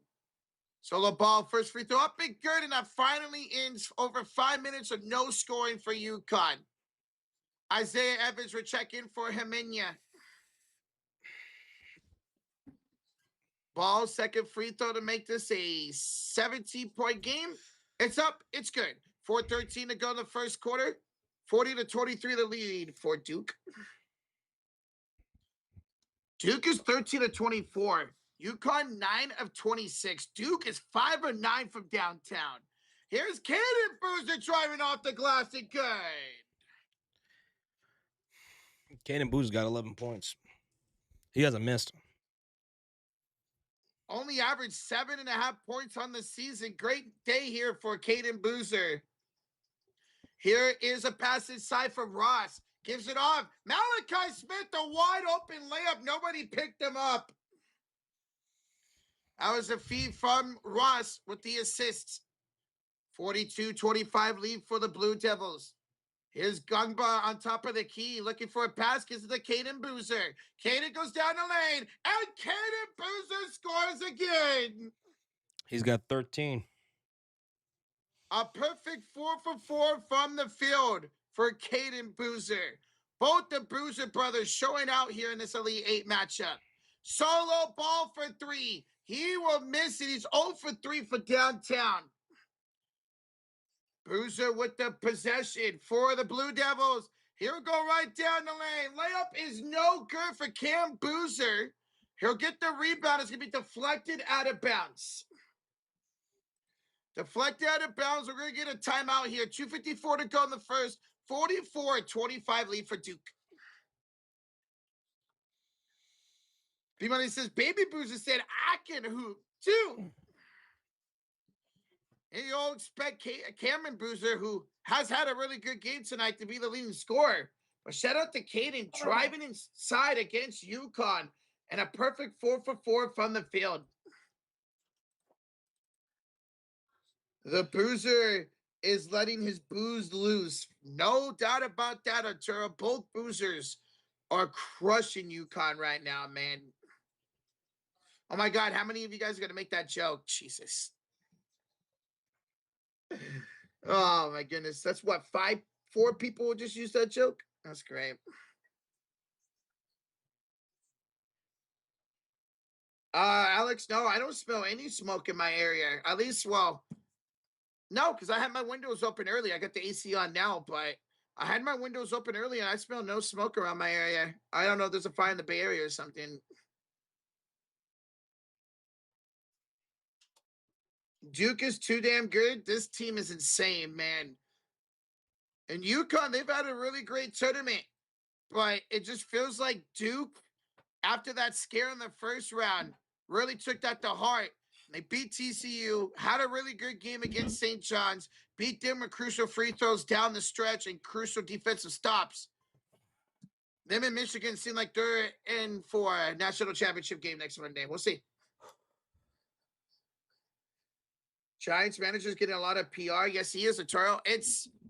I mean, you got to remember, it's the first coach ever to go from college to the MLB. So when the Giants doing bad, he's going to get a lot of the shit on him, besides not the players. I was rooting for St. John's in the tournament. Sucks they lost. St. John's was a fun team to watch, Raphael, with Rick Pitino. He's got them in the tournament 3 straight consecutive years, and they won their conference 2 consecutive years. I thought there was a chance St. John's actually to beat Duke on Friday. They had their chances in that second half, but Duke went on a nice little run midway through the second half and took over the game from there. St. John's was hella good. Yeah, they were fun, Arturo. Anywhere Rick Pitino goes, man, he always has that team on top. Slick Rick is the man. He used to buy, oh my God, money. Rick Pitino's awesome, man. What a great head coach. Great head coach, man. He took St. John's out from the bottom of the misery to a tournament team 3 consecutive years and found themselves in the Sweet 16 this year. I really did think they were going to beat Duke at times in that game. Hopkins was nice in that series, in that game for St. John's. Ejiofor was really good in that game. Saw a lot of St. John fans that had Ejiofor jerseys on. Coming out of this timeout, 44-25 the lead for Duke with 2:54 to go in this first half. Could you imagine if Rick Pitino had UNC's resources? Well, UNC does need a new head coach. North Carolina did fire their head coach right after they lost. The Boozer brothers have 27 points combined. UConn has 25. And we're out of the break. Here is Cameron Boozer. Too high of a lob for Isaiah Evans. That's going to be a turnover by the Blue Devils. 2:45 to go here in the first half. Connecticut basketball. What's up, Mark? Says go Duke. They're looking great right now, man. They are looking great. The Huskies on the left side of the court in the first half. Rebby will give it off here to Solo. Ball to Karaban. Puffins around Sar. Karaban attacks. Gumba inside, and Gumba will deny him out of bounds at 15 to shoot. 15 to shoot. 2:30 to go in the first quarter. It will be Huskies basketball. Gumba got him on the way down. Nice shot the block that Karaban wanted a foul. Rebby will inbound it. Up top here to Ross. Ross picked up by Foster. Looking for a pass to Ball. Ball pulls up over Evans. Evans denied him. Isaiah Evans with the denial in the hands of Sar. Sar. Evans. 3 over Smith. No good. And Ross with the rebound. Malachi Smith on the left side for the Huskies. We picked up by Cameron Boozer, top of the key. Finds to the Caravan. Back to Smith. Sets a screen. Malachi Smith misses a 3. And a rebound by Gungba. Here we give it up to Isaiah Evans, who slows down the offense. Under 2 minutes to go in the first half. Foster, the ball carrier for Duke. We'll bounce it to Gungba, top of the key. Looking for a pass. Gungba finds Cameron Boozer. Left elbow against Ross. 9 to shoot for Cameron. Cam spins, double team, kick out. Sar pump fake, steps aside, drives. Sar is fouled. More free throws coming up for the Duke Blue Devils as they're in the plus bonus. So therefore, it will be free throws no matter what. 2 free throws on any foul here for the rest of the half. Boston fan of the two says, I expected a closer game. I do have Duke as champions. I originally did, and then I switched to Michigan right before the tournament started. But Duke's playing like this, yeah, they're probably going to end up winning it. As Sar misses the first free throw. I hope we get a Duke-Michigan finals. That'd be so much fun. Thank you, Boston fan. SGA Sports Talk of the 29 months. Hi, boys. How are you two gentlemen doing? I'm going with the Duke versus Arizona Final Four. Duke is winning it all this year. Hashtag Go Boozer Brothers. Go Boozer Brothers. I think you're going to be right, bro. SGA Sports Talk, thank you, man. 29 months. Thank you, brother. I hope you're right. I hope Duke goes all the way, man. So free throw was missed by Sar. Malachi Smith, top of the key, gets screened by Mullins, met up against Sar. Bounces it to Terrence Reed. Backs down Gungba, top of the key, back to Smith. Smith attacks Sar, met up nicely by Sar. Throws it up and got it to go for Malachi Smith. 44-27, under a minute to go here in the first half. Smith, very efficient, 3 for 6, 7 points. And Duke will call their first official timeout. Damn it. So you can only carry 3 timeouts into the second half in college. So you see Duke call the first timeout of the game. 53 seconds left in the first half. What's up, Jets? Got some barbacoa over there? Sounds good on a Sunday. I'll take some. And Jamie, Asks Josh, rumor has it Billy Donovan is leaving the Bulls to coach UNC. What are my thoughts? Let me calm down for a sec. Good. I wanted Billy Donovan gone years ago. In a very similar fashion to what the Warriors should have done years ago, the Bulls failed to act on rebooting this team, and that includes our front office and our head coach, who all should be gone. Billy Donovan deserves to be gone. Karnisovas, Mark Eversley, they deserve to be gone. I want a clean house this offseason. So, bye-bye, Billy Donovan. I hope that's true. I hope it's true. Because as Goodman just said in the chat, he should go back to college. Way better of a college head coach than in the NBA. Look at those Florida teams coached by him when they had Joakim Noah and Al Horford. Won a national championship under Billy Donovan. We saw him go to OKC, have some success. Had success in the first year as a Chicago Bulls head coach, and nothing since. Ever since that year, Alonso went down, whatever year that was.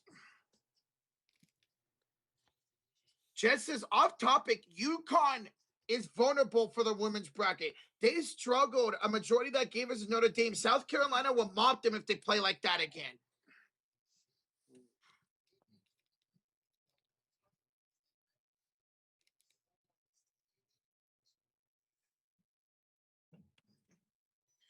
I hope not. Hopefully it's UCLA versus UConn in the finals, Jets. Right? We know how good South Carolina could be in the tournament. They won national championships. Texas wins for the women's. They very well could, Corey. Texas is legit. And I'm excited to see if they could go all the way. Maybe they'll be in the national championship against UConn or South Carolina. Texas has been good. And Jet says, that's my pick. I took Texas over South Carolina in the national championship. That would still be a really fun game. South Carolina was heavily favored in their game today. Who do y'all have winning? Says Cameron. I got Duke. Today and for the whole tournament, I got Duke as well. Ugh. 1 for 11 for downtown for UConn. Meanwhile, Duke 5 or 10, 50% for downtown. What just happened?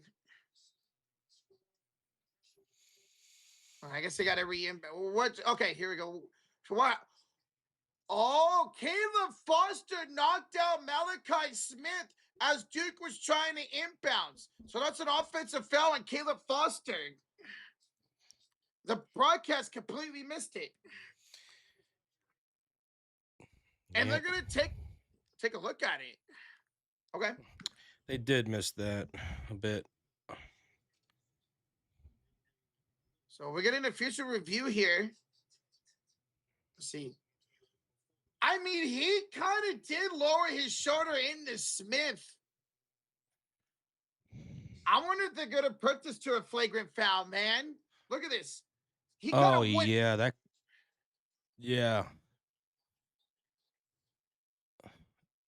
that should probably be flagrant. It doesn't seem like he's really going through it. Excuse me? He like what? Excuse me? It doesn't seem like he's really going through it. I don't know. I mean, look like that's exactly what it looks like to me. Yeah. And they're saying common foul. Wow. Well, okay. Because it looked like Foster drove his hip into Malachi Smith. Interesting. 53 seconds to go in the first quarter will be UConn inbounds here. Okay. Caravan will give it off to Jalen Ross to bring it up court. Under 50 to play now in the first quarter. Ross is picked up by Foster, hand off to Smith. Smith picked up by Cameron Boozer, the screen. A screen onto Smith. Now to Rebby. Rebby will bobble. They give it off to Mullins. Mullins is double teamed now against Evans. To Smith. 13 to shoot. To Ross, back to Smith with the crossover. Smith picked up by Isaiah Evans, top of the key. Fired to shoot. Picked up by Gumba now inside. Here's a layup for a Ruby up and good. Nice float game to make it 44-29. Shot clock is turned off for 16 seconds to go in the first half. Duke with the possession. It's Foster at center court logo. Picked up by Smith with 8, 7, 6, 5 to Gumba. 4, 3, 2. Gumba, 3 at the buzzer. No good. 44-29 Duke at half. Wow. The Blue Devils are the dominant first half defensively and offensively, up by 15. Leading the way was the Boozer brothers. They almost outscored UConn just themselves in that first half. That was brutal first half.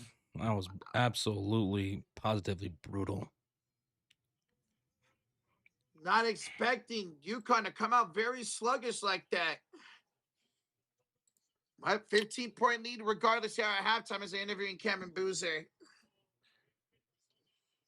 This is revenge for 1999 and 04. Let's go, Duke. What's up, Mac Def? 14 for Cam Boozer, 13 for Caden Boozer, 8 for Sar, 5 for Isaiah Evans. Off the bench, what, total 4 points off the bench? Yeah. And 2 for Gumba and 2 for Heminia. And for the Huskies, 12 points for Terrace Reed Jr., 4 for Solo Ball, 2 apiece for Mullins and Damari. Nothing for Caravan in this game. He's 0 for 5. Dude, straight up booty cheeks. And off the bench, Malachi Smith having a good game, 7 points on 50% shooting, 2 from Ryba, and nothing from Stewart or Ross. UConn shooting 35% from the field. Meanwhile, Duke shooting an efficient 52% from the field, 45% from downtown, while UConn is shooting 9% from 3. And that sucks about Caravan. Coming into tonight's game, he was averaging 22 points a game. During his tournament on the season, he was averaging 13 and 5. So Duke has really done a good job of shutting him down low, especially the way Cameron Boozer is playing offense and defense today. What a fun game this is. Yo, Rafael DeLuna, the chooses the Boozer brothers would be stars. I hope in the NBA. the second half is better. Hopefully the second half is better. UConn can start off strong, get some momentum built up. And, yeah. We saw in the first half, Josh, where they went almost 6 minutes of no scoring, did UConn. 6 minutes. And then it was a Malachi Smith free throw and then a Malachi Smith layup that got some scoring going for UConn. Some scoring. But hey, Raphael, thank you for the 2, bro. And yeah, Boozer brothers should be great in the NBA, brother. Raphael, thank you for the 2. Caden Boozer's really impressing me in this game. I mean, he hasn't missed at all. 4 for 4, 13 points. He's the second leading scorer in this game. Something I was not expecting. I was expecting Evans to be the second leading scorer behind Cameron Boozer today. I don't know how true this is, but I heard a crazy story about the reason why the Boozer brothers were born. I don't know if you guys have heard this, but apparently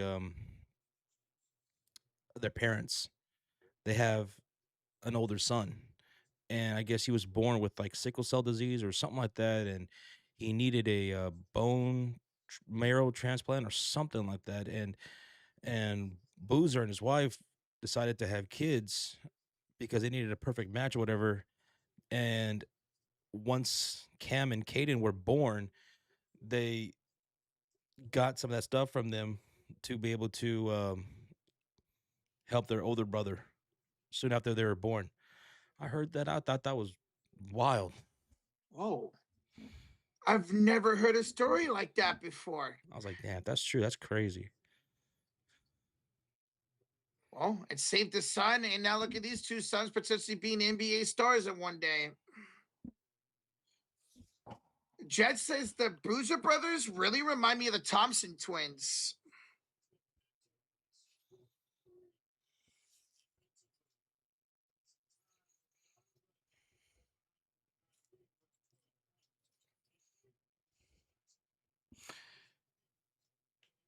Hey, yo, Eric Hardwood with the $5 donation saying Hardwood Sports Raid. Eric, you're streaming the game as well. Let's go. Shout out to Eric Hardwood and over at that stream. Let's go, Eric.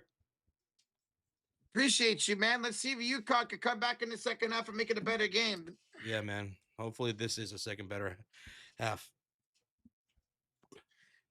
Hey, appreciate you, Eric, the 5 in the raid, baby. Let's go, bro. Let's go. All right, I'll be right back.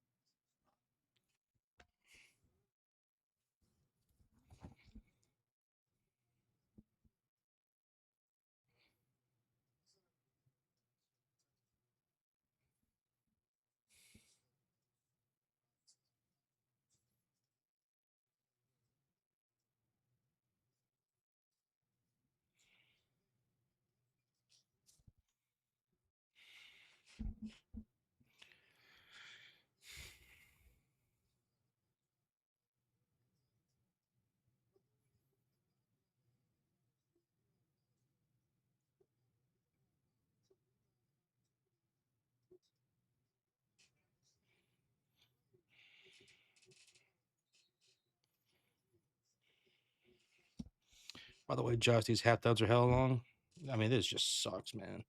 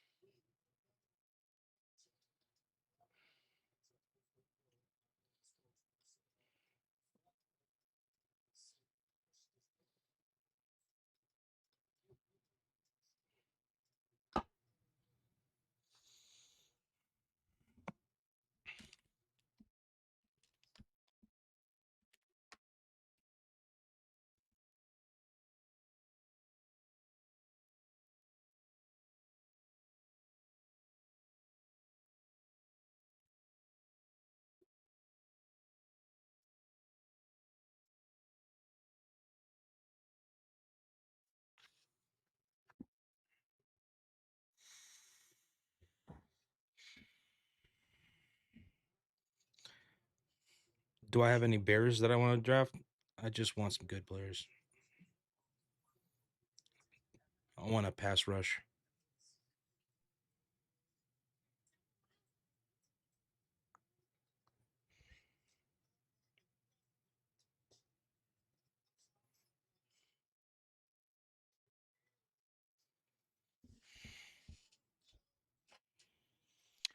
Looks like we lost Roach again. The hell?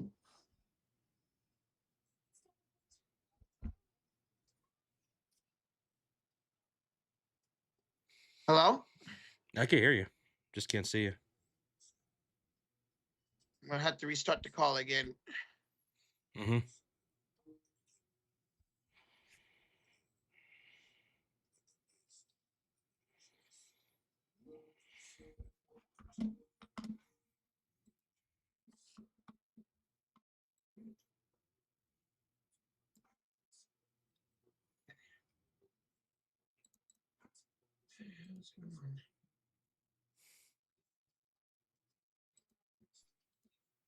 You see me? Mm-hmm. Okay. Okay. What the heck is going on?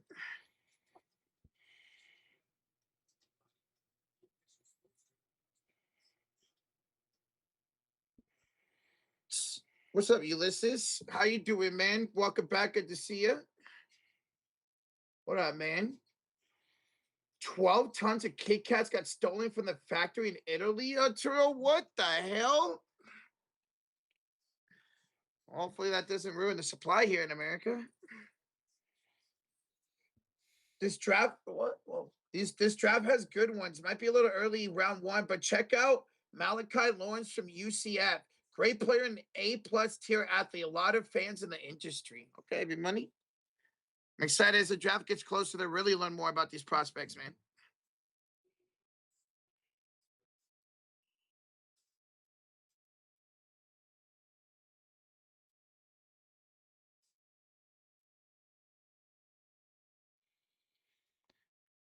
It's a halftime cue ball. It's halftime. So we're getting harassed with commercials. Mm-hmm. Thoughts on D. Lauder? Oh, the rookie for the Guardians, incredible. What a start to his career, Arturo. 4 home runs in 3 games. Thank you, B. Incredible, man.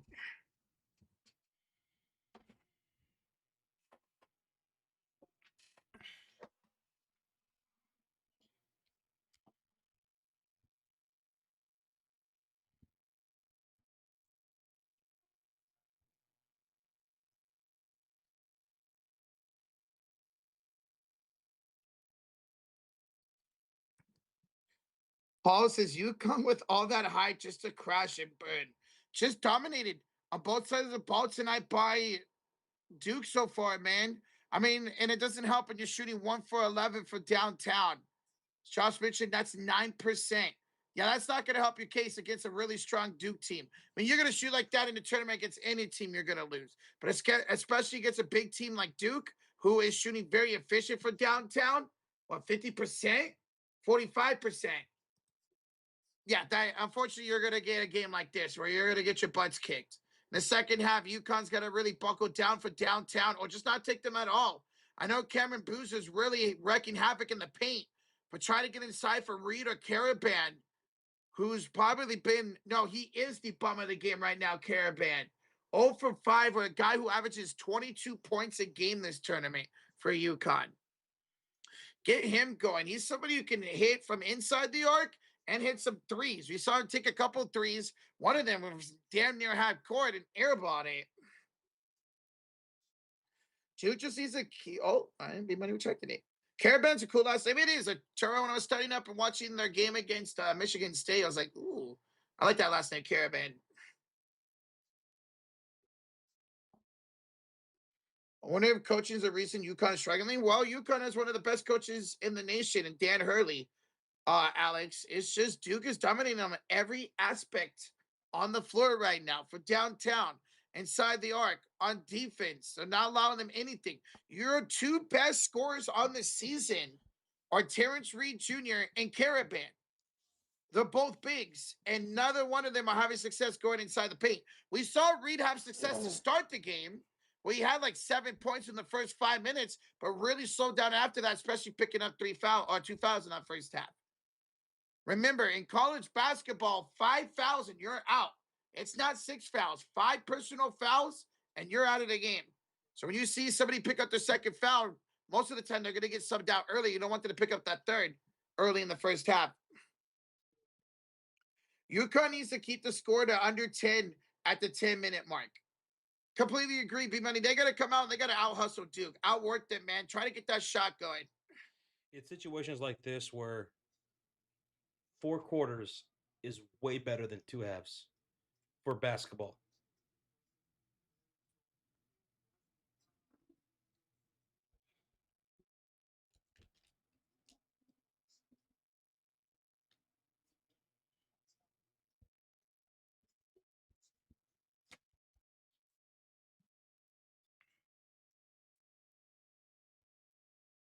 Every basketball format should be 4 quarters.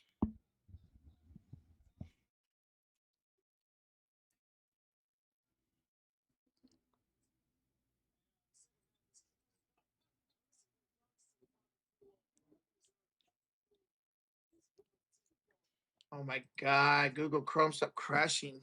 Halftime is like an hour long. It's like 15 to 20 minutes, Arturo. It's anywhere between 15 and 20 minutes for halftime, at least of every game at the National Championship. If Teams is having issues and your Google Chrome is having issues, it sounds like something's going on with your computer. Maybe you need to get that checked out. Yeah. Maybe do some upgrades or updates or whatever. Because if everything's crashing, then it's not just Teams. It sounds like a computer issue, Mm-hmm. which is what I was telling you earlier. Looks like I am due for an update, so hopefully that'll work after tonight. Because it worked the best after you did what? You restarted your computer, right? Yeah. Boy, couldn't get out of here. Oh, I'm so looking forward to the Final Four next week. What's up, Matthew Michigan. Dahl? Hey, Matthew, what's up, dude? So what's up, guys? I'm back. Went to Fort Worth, Texas for my best friend's bachelor party. Fun time out there. Glad you had fun. I'm glad you made it back safe. Bachelor party, huh? Nice. Hey, congrats to your buddy, man. That's so awesome, man. Hopefully you had a good time out there, Matthew. We need a halftime show. So's Paul Minton. Shoot. Roger wants to know, would we ever be down to stream any college baseball playoff games in late May to early June? Top of my head, I want to say no, but I've learned to say never say never.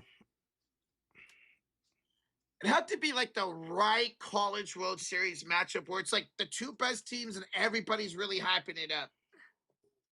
Because like me, even as a baseball fan, I don't really watch a whole lot of college World Series. But I know it can be a lot of fun. I did go by the stadium in Omaha. What's up, JMT? What's up, dude? We're at halftime. I mean, this show sucks, man. There's like no halftime show. Virtually none. They'll say like a few words and they go right back to a commercial break. It's a bombardment of commercials. My goodness. I heard it was pretty bad, but this is pretty bad with the commercial breaks. Jesus, man. Wow. Yeah, they cut to the studio for like But then 30 again, minutes. this is a lot of sports now. This is a lot of sports. NBA is the same way too. Not as much, but the halftime shows on NBA is barely a halftime show.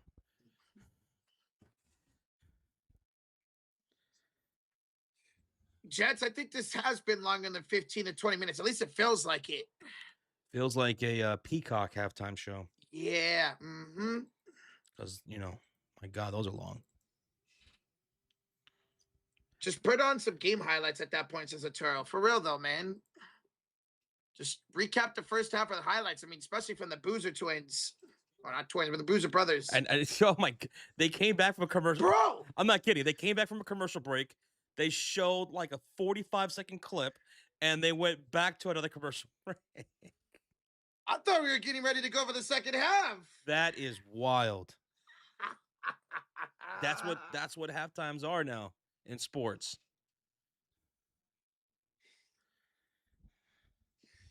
They showed like two highlights from each team and then boom, commercial break. When are you guys streaming a Cubs or a Giants game? Asked Boston fan. Maybe possibly later this summer if it's a Giants and Cubs game and it doesn't interfere with women's basketball. Because that's very important. Because I don't care if it's the Cubs and the Giants and it's a best of 3 and it's 1-1 and that third game is looking like it's going to be stellar. We're not missing a game. Mm-hmm. The WNBA. Oh, yeah. So we'll see. I'd like to. It'd be cool. But it takes a backseat to basketball. Absolutely. WNBA will be first this summer. It's going to be such a great, fun summer of WNBA action. And you're right about that, mofo. The Cubs will smoke the Giants. Nope. We just lost 2 games of a 3 against Washington. We lost today. Bregman finally woke up, hit a couple of homers today. But we lost 2 to Washington. So not the start we wanted, but we're still better than the Giants. You've only had, what, 1 run this season so far? 1 run in 27 innings. It's not good. We've had our opportunities, especially in that game yesterday. There was twice we had first and third nobody on. We didn't score. But that's been Giants baseball the last freaking 5 years now. Giants team seem to suck. Boy, didn't. We'll be all right. Giants going to be all right. We'll be all right. Wasn't that supposed to be your strength, Roger? Yes. I'm not worried. It's 3 games into a season.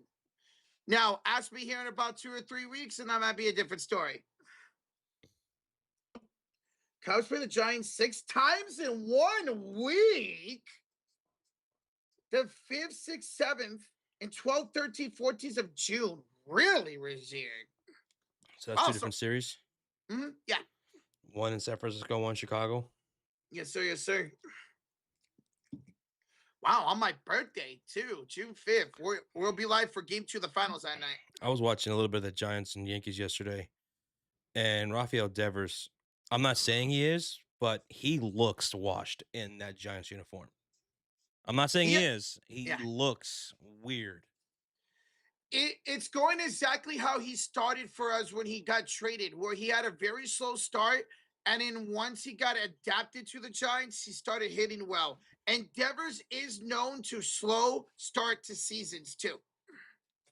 That's the problem. We have a lot of hitters who start seasons very slow. Pedro says he looked like he gained weight too. I noticed that from several Giants players. Ooh, you're right. Especially Devers, now that I think about it. Oh, well, Mofoy's actually not playing first base right now. He's been DH because he has a hamstring injury. Is he gonna play first base? Yeah, he'll eventually once he gets healthy. Gotcha. So I'd rather have him just DH, to be honest. All right, we are finally ready for the second half. I say that they go to the announcers and they go to commercial break again. UConn trails at 44-29, 15-point lead for Duke. Let's see if UConn can shoot better in the second half, especially for downtown where they're 1 for 11. I was just hanging out with Manny Machado yesterday. You wish in your dreams, Jets. Also, F Manny Machado. I hate that dude. B-Money says, all right, this first 3 minutes at a halftime be very telling. Very interested to see how they come out of the half. And here we go. UConn will have the ball to start the second half. Shooting now on the right side of the court. It's in the hands of Demery. Hands it off here to the right elbow. Picks it back up against Cameron Boozer. Finds it to Terrence Reed Jr. Met up by Malik Brown, excuse me. Hands it off here to Mullins. Back to Reed. Spins. Kick out. Demery open. Left corner 3 misses. 5 of the rebound. Taken by Sarg. On the floor for Duke, it's Brown, Cam Boozer, K Boozer, Sarr, and Evans. Saw we're handing off to Evans. Up top to Brown. Brown to Caden Boozer. Now to Cameron. Boozer drives in against Reed. Denied by Reed. Loose ball on the floor. And we're going to get a jump ball. Possession arrow is in favor of Duke. So Duke ball with 8 to shoot here on the shot clock. Good defense there by Terrence Jr., their best player for UConn. 19-14 to go in the second half. It'll be Caden Boozer, the inbounds underneath the Huskies basket. Bounces it to his brother. Cameron goes up off the bank. Good. 46-29, Duke. Demery for the Huskies on the right side of the court now. Hands it off to Mullins' left elbow. Bad pass for Reed, but they're going to be calling a foul on Brown on the floor. Malik Brown called for the foul. Wow, okay. Goodman says, I just checked that halftime was 22 minutes long. 22. That's crazy. Okay. Gracias.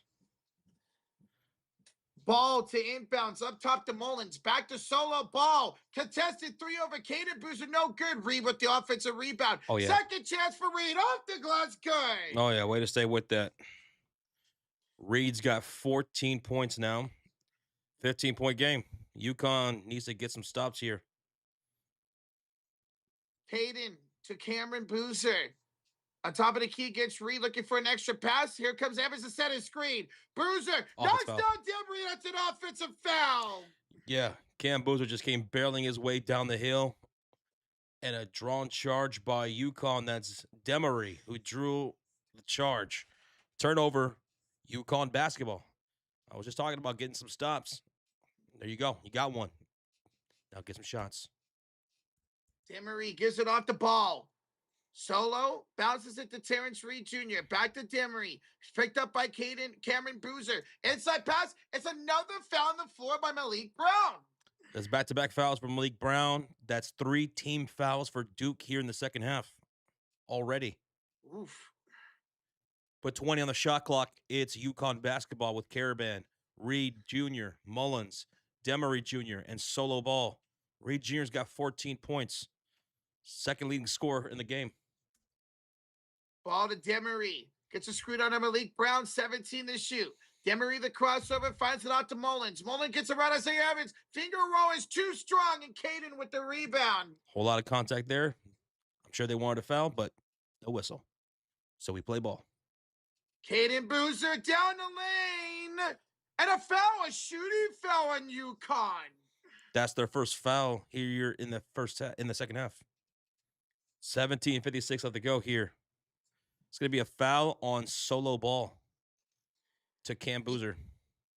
He reached in and slapped him that's right Caden there. Boozer. I'm sorry. Caden Boozer. 2 shots. 1-1, right? Because it was a shooting foul, it is 2 shots. 2 shots. First one's good. 47-31, Duke at the lead, 17:56 to go in the second half, excuse me. I keep wanting to say quarters. Should be quarters. It absolutely should be. What's up, fitness boys? How you doing, bro? Caden will make both 48-31, 17-point lead for the Blue Devils. Free throws today, Duke 11 of 14, Connecticut's 4 for 4. We'll see if UConn can get to the line a lot more here in the second half because they've been perfect. Caravan to Mullins. Thought about the 3, picked up by Isaiah Evans. Mullins pulls up for 2, and that is good for Mullins. Nice little left elbow jumper there, and that's his 4th point of the night. Second made field goal. 2 for 6 is Mullins. It's Cameron Boozer inside for Caden. The law for Gungba. That was nice. And the lob and the jam and a 17-point lead for Duke. 17:08 to go in the second half. Demery with it on top of the key. Looking for a pass. He might have to take it himself. And it's Mullins getting fouled off ball by Isaiah Evans. So another foul here on Duke. Remember, it's 17 fouls to put somebody into the bonus. And Duke's already at 4. So 3 more, and UConn will have a 1-1. Caravan will inbound for Demery. Gives it inside. Kickball. Kickball by Boozer. Kickball. Still 50-33 Duke. 17 minutes to go exactly here in the second half. Another thing that slows down the games is good is they allow substitutions after free throws were shot. Yeah. Here's Mullins with the jump shot and wide. Isaiah Evans picks up the shooting foul, and Mullins with a chance for a 3-point play for UConn. It's a 15-point game as we stand right now. That was a tough shot by Mullins. 2 of his 3 field goals here in the second half. Nice job to get to his spot, Braylon Mullins. His in one is good, and now it's a 14-point lead for Duke. 16:55 to go in the second half. Caden will bring it up for Duke, bounces it to Gungba. Picked up by Terrence Reed on top of the key. Finds Cameron. Boozer with the crossover, backs down the smaller defender in Mullins. Deflected pass out to his brother Caden. Around Mullins. Caden to Cameron. Left corner, 3 is short. 5 of the rebound. Demery with it in his hands. 3-on-1. Ball. Demery. Layup. Good. Oh, we got some momentum building up here for the Huskies. 12-point game. 16:24 to go. This is exactly what they needed to get done. Demery, 4 points now. Here's Caden, missing the layup, denied by Reed. More stops and shots, more momentum building possibly here. Stop it, pop 3 in transition. Caravan misfires. He's 0 for 6 from the field tonight. And the rebound goes to the Blue Devils. That's a big one because Caravan was averaging 22 points a game during this tournament. Huskies are roaring. They are. It's early. They got to get another stop here, dude. Cameron Bruiser gets a screen by Isaiah Evans. Bruiser, deep three is short. Rebound in the hands of Mullins, and here comes the Huskies. Demery, top of the key, couple of screens on Isaiah Evans. Get down the hill. Gives it off to Reed. Will they go down here? It's Caravan. Here, handed off the ball. Solo gets a screen. Back to Reed. Goes down here against Gungba. Met up by Evans and Gungba. Blocked by Isaiah Evans. Caravan the rebound. Out to Demery for three. No good. Rebound Caden. Bruiser to start. A layup is good. 14-point lead for Duke. 15:07 to go. UConn had their opportunities right there. Could not capitalize. What's up, Michael? Michaela, I'm sorry. What's up? Hello there. Demery inside for Reed. Backs down. Gungba goes up. He will draw a shooting foul. All right, our first mandatory timeout of the second half. We got 14:51 to go. It's 52-38 lead for Duke. But Terrence Reed Jr. will have 2 free throws out of this mandatory timeout. Boston Fan of the 5, Roadshow sent you a message on Sleeper of me taking a picture with Michael Jordan. Okay, Boston Fan. Well, hey, we appreciate the $5 donation. Boston Fan took a pic with Mike. Nice. I mean, that's so cool. So he was at his class, was Michael Jordan. That's so cool, dude. Oh, cancel. That's 6 fouls on Duke. Next foul on UConn would be in the 1-on-1. Yes, sir, Razier. Duke is fouling a lot to start the second half. They didn't foul a whole lot in that first half. The Alpha says y'all better than broadcast. Well, we appreciate that. The Alpha. MJ is killing it in NASCAR this year. Yes, he is, Goodman. I believe his team has won 2 races already, Josh, including the Daytona 500. Boston Fan says, yeah, it was at a Bobcats camp that he met Michael Jordan. So that's what that was. God, the Charlotte Bobcats. Oh, he's won 4 now, Goodman? My God. How about Michael Jordan having more success as a NASCAR owner than a GM of a basketball franchise? 4 out of the 5 races his team has won, says Goodman. Whoa. Good for him. Good for him. One TV timeout, ladies and gentlemen. It is 52-38, the lead for the Blue Devils. 14:51 to go in the second half. But out of this timeout, Terrence Reed Jr. of UConn will have 2 free throws, and Duke already has 16 fouls. So one more will put UConn in the bonus with, if it's a personal foul, it's a 1-on-1 situation. You make the free throw, you shoot again. You miss it, whoever gets the rebound gets possession. At 10 total team fouls, you go into bonus plus, which means free throws for any foul, personal or offensive. And Jordan seems to be really into it, says Goodman. Well, good for him. So if you guys didn't know, Arizona, Michigan, already through to the Final Four. That is your matchup for next Saturday. Winner of this game today will advance to take on Illinois in Indianapolis next Saturday. Terrence Reed Jr. to the line for 2 for the Huskies, as he can make this a 12-point game. They were down as much as 18 in that first half. 19. First one up and good. UConn 6 of 6 from the free throw line in tonight's affair. Reed, one more coming up. He can make this 52-40. And they missed the first free throw. That's my fault. I jinxed it. Broadcast jinx. Here come the Duke Blue Devils with K Boozer, Gangba, Amina, and sorry. We're going to get a foul on the floor here on the Huskies. Gangba went flying to the ground. That's going to be a foul on Braylon Mullins.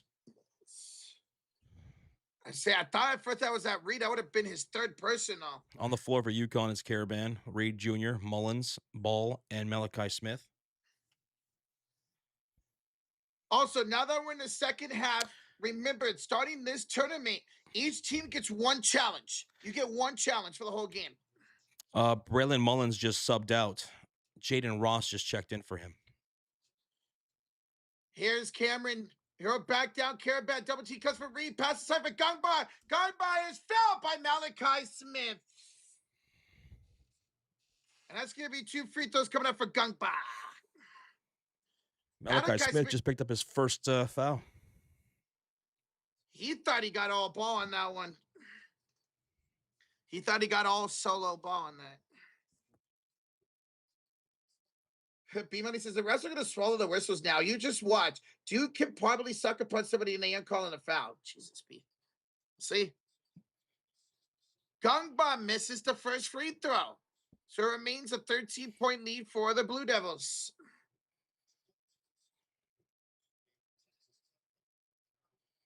Second free throw coming up for Gungba. He can make this 53-39. And he does. 14-point lead for Duke, 14-27 to go in the second half. This is only the first time in school history that Duke has 35-plus wins in back-to-back seasons. As good as they've been, I'm surprised by that. Caravan, the spin move, the kick out to Smith. Malachi looking for an extra pass. Gets it back inside for Reed. Attacks Gungba. Reverse layup. Fouled by Gungba. And that's going to be the 17th foul on Duke. It's going to be the bonus now for UConn. Now, this one was a shooting foul, so it's going to be 2 free throws.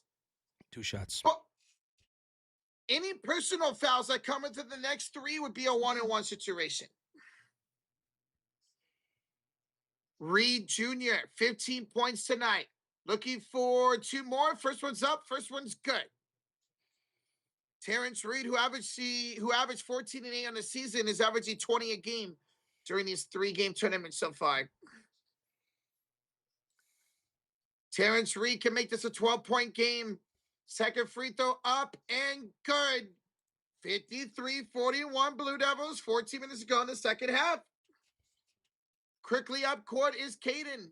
They're handed off to Himinya. Now back to Cameron Boozer. To Caden. Left elbow. Gets a screen by his brother Cameron. Finds Cameron inside. Boozer with the hammer. That was just too easy for Booze. That was the brothers of the 2-man game right there. 55-41 Duke. 13:37 to go in the second half. Smith to Caravan. Inside Terrence Reed. The reverse lay-in is good. Terrence Reed now up to 17 points tonight. 19 points tonight. 7 for 13 shooting. The only one that's really showing up right now for this UConn Huskies team. Reed with the steal. And Reed's going to go coast to coast to slam it down. We got a 10-point game. Milk and cookies for Reed there. 21 points now for Terrence Reed. Here we go, folks. Caden to Cameron Boozer. Top of the key picked up by Karen Band. Back to Caden. Gets the screen to the left elbow. Himinya goes inside for Cameron. Boozer gets Reed. Boozer goes up. Boozer draws a shooting foul. 2 shots coming up. And if that's on Terrence Reed, he just picked up his 3rd personal. We'll see if that's who they assess this to. Boozer the Boozer. Yes, sir, Raphael. And it is the 3rd personal on Terrence Reed Jr. The over's going to hit, by the way. We'll see right now. We're at exactly 100 points. We're exactly at 100. The over-under was 149. First one is good for Cameron Boozer. In comes Foster. In comes Brown. Out goes Caden Boozer. Out goes Gungba for the Blue Devils. What's up, brother BKO? You have Duke for the championship? Hey, same here, bro. Cameron Boozer. 1 out of 2. Terrence Reed with the rebound. 12:40 to go in the second half. 56-45 is the lead for Duke. Malachi Smith on the right elbow, picked up by Cameron Boozer. Smith bounces the Caravan against Sarr. Back up top to Smith. Screen by Caravan. Smith with the crossover. Picked up by Sarr. Inside for Reed. Backing down Brown. Double T cuts for Sarr. Finds the County Caravan. His first field goal of the night. Finally. 1 for 7. And it's a 9-point game. Oh, baby. Can Duke respond? Down the baseline goes Foster, met up by Smith and Reed. Kicks out to Jimenez all the way to Malik Brown, top of the key. Resets it back to Foster, picked up by Malachi Smith with 10 to shoot. Here comes a screen from Cameron Boozer. Crossover here for Foster. 5 to shoot, downhill attack, layup, no good. Reed with the rebound. Here comes the Huskies, 11:44 to go in the second half. Demery, we're handing it off to Smith. Smith will have it on the right elbow. The solo ball! Missing the long three. Tipped rebound. Caravan saves it. Caravan saves it in bounds. And the hands of Ball. Ball out to Smith. 12 to shoot on the reset for UConn. Here comes a screen by Caravan. Smith, 7 to shoot on the left elbow. Back to Reed. And Reed slows it down. We got a 7-point game with 11 to go. Oh my goodness. UConn is alive, folks. And timeout Duke. 10:59 to go. 56-49 is the lead. Got a game. UConn outscoring Duke 20-12 here in the second half. 20-12. Now they're within 7. They're playing a lot better defense in the second half, Josh. They're getting down low, denying opportunities, and they're attacking inside here in the second half.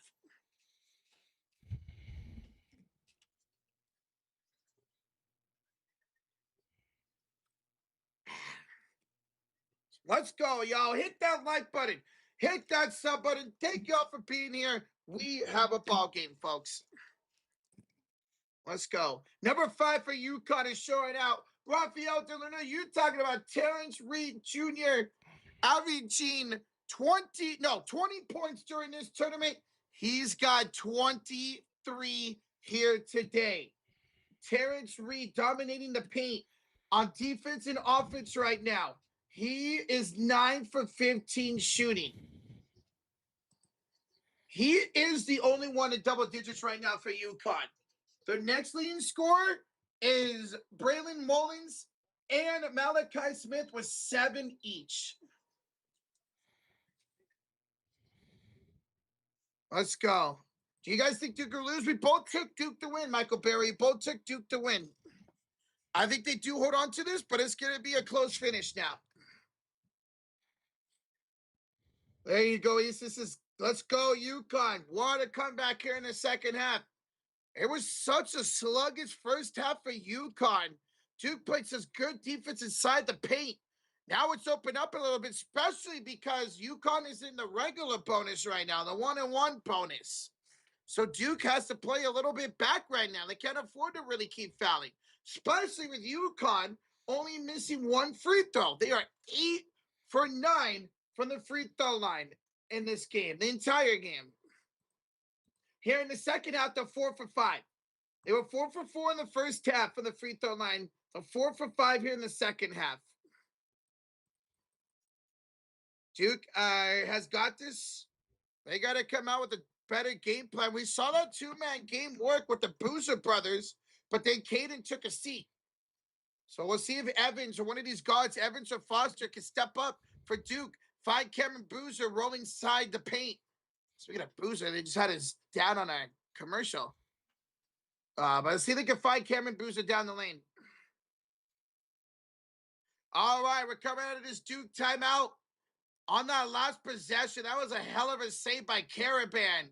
And then Malachi Smith found the cutting Terrence Reed for an easy dunk. And Dan Hurley, the head coach of UConn, is fired up.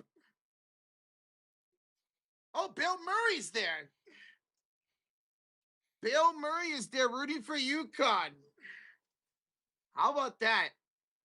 It is a 16-6 run in the last 6 minutes for UConn. Here we go, folks. Buckle up, Buttercup.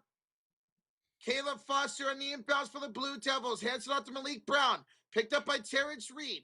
Brown hands it off to Isaiah Evans' right elbow. Here comes the screen on to Ross. The crossover, 6 to shoot.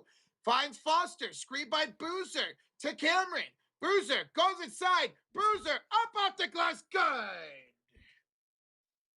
Big shot there for Cameron Boozer, and he brings the lead back up to 9. 10:28 to go in the second quarter. Malachi Smith with the ball. Hands it off the Caravan, off to Ross. Ross back here to Ball. Ball hands off to Smith. 14 and shoot for UConn. He's picked up by Cameron Boozer, top of the key. Smith finds Caravan against Aminya. Finds it to Reed. Finds to shoot. Back to Caravan. He tries to get Aminya. Throws it up. Blocked by Aminya. And the hands of Reed. And that's going to be a turnover. Turnover stolen away by Caleb Foster. Foster goes down the lane. Stripped out of bounds. Last touch by Foster. UConn gets back on defense. Solo Ball. Knocks the ball off of Caleb Foster. Out of bounds. And we're going to get now the mandatory TV timeout. Holy smokes. Good shot to get back on defense by the UConn Huskies right there. 9:58 to go in the second quarter. We're going to a TV timeout. It is a 9-point Duke lead. 9-point Duke lead. There we go. Get you out of here. There we go. I'll do that myself. Okay. Bill Murray's son is one of the coaches for UConn. Oh, that's why he's going for them. I thought maybe he went to them for college. Okay, that makes more sense then.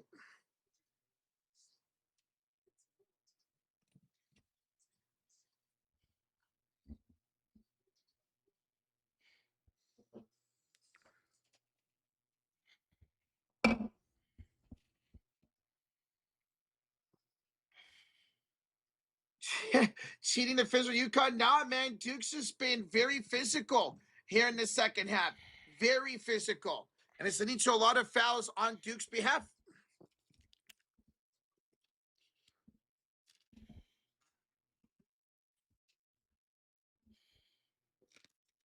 Oh, that is some good Gatorade. All right, we're at a TV timeout here. Duke up by 9. But it is all UConn right now in the second half. Outscoring the Blue Devils 20-14. 20-14 right now. Just a beautiful second half.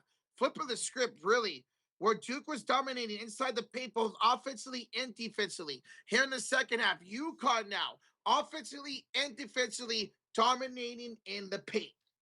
Especially Terrence Reed Jr., who has 23 points tonight for UConn.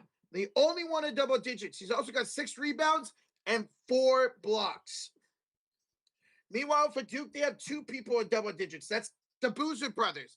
Cameron's got 21.6 rebounds. He's got 2 blocks. And then Caden Boozer, who was on the bench before that last timeout, has 15 points, 5 rebounds, 6 assists, and 2 steals. So it's the Boozer brothers versus Terrence Reed Jr. right now. That's what we got going on. Yvette says there was hope for UConn for a bit. Shake my head. What's up, y'all? I'm hungover. You're hungover, Yvette.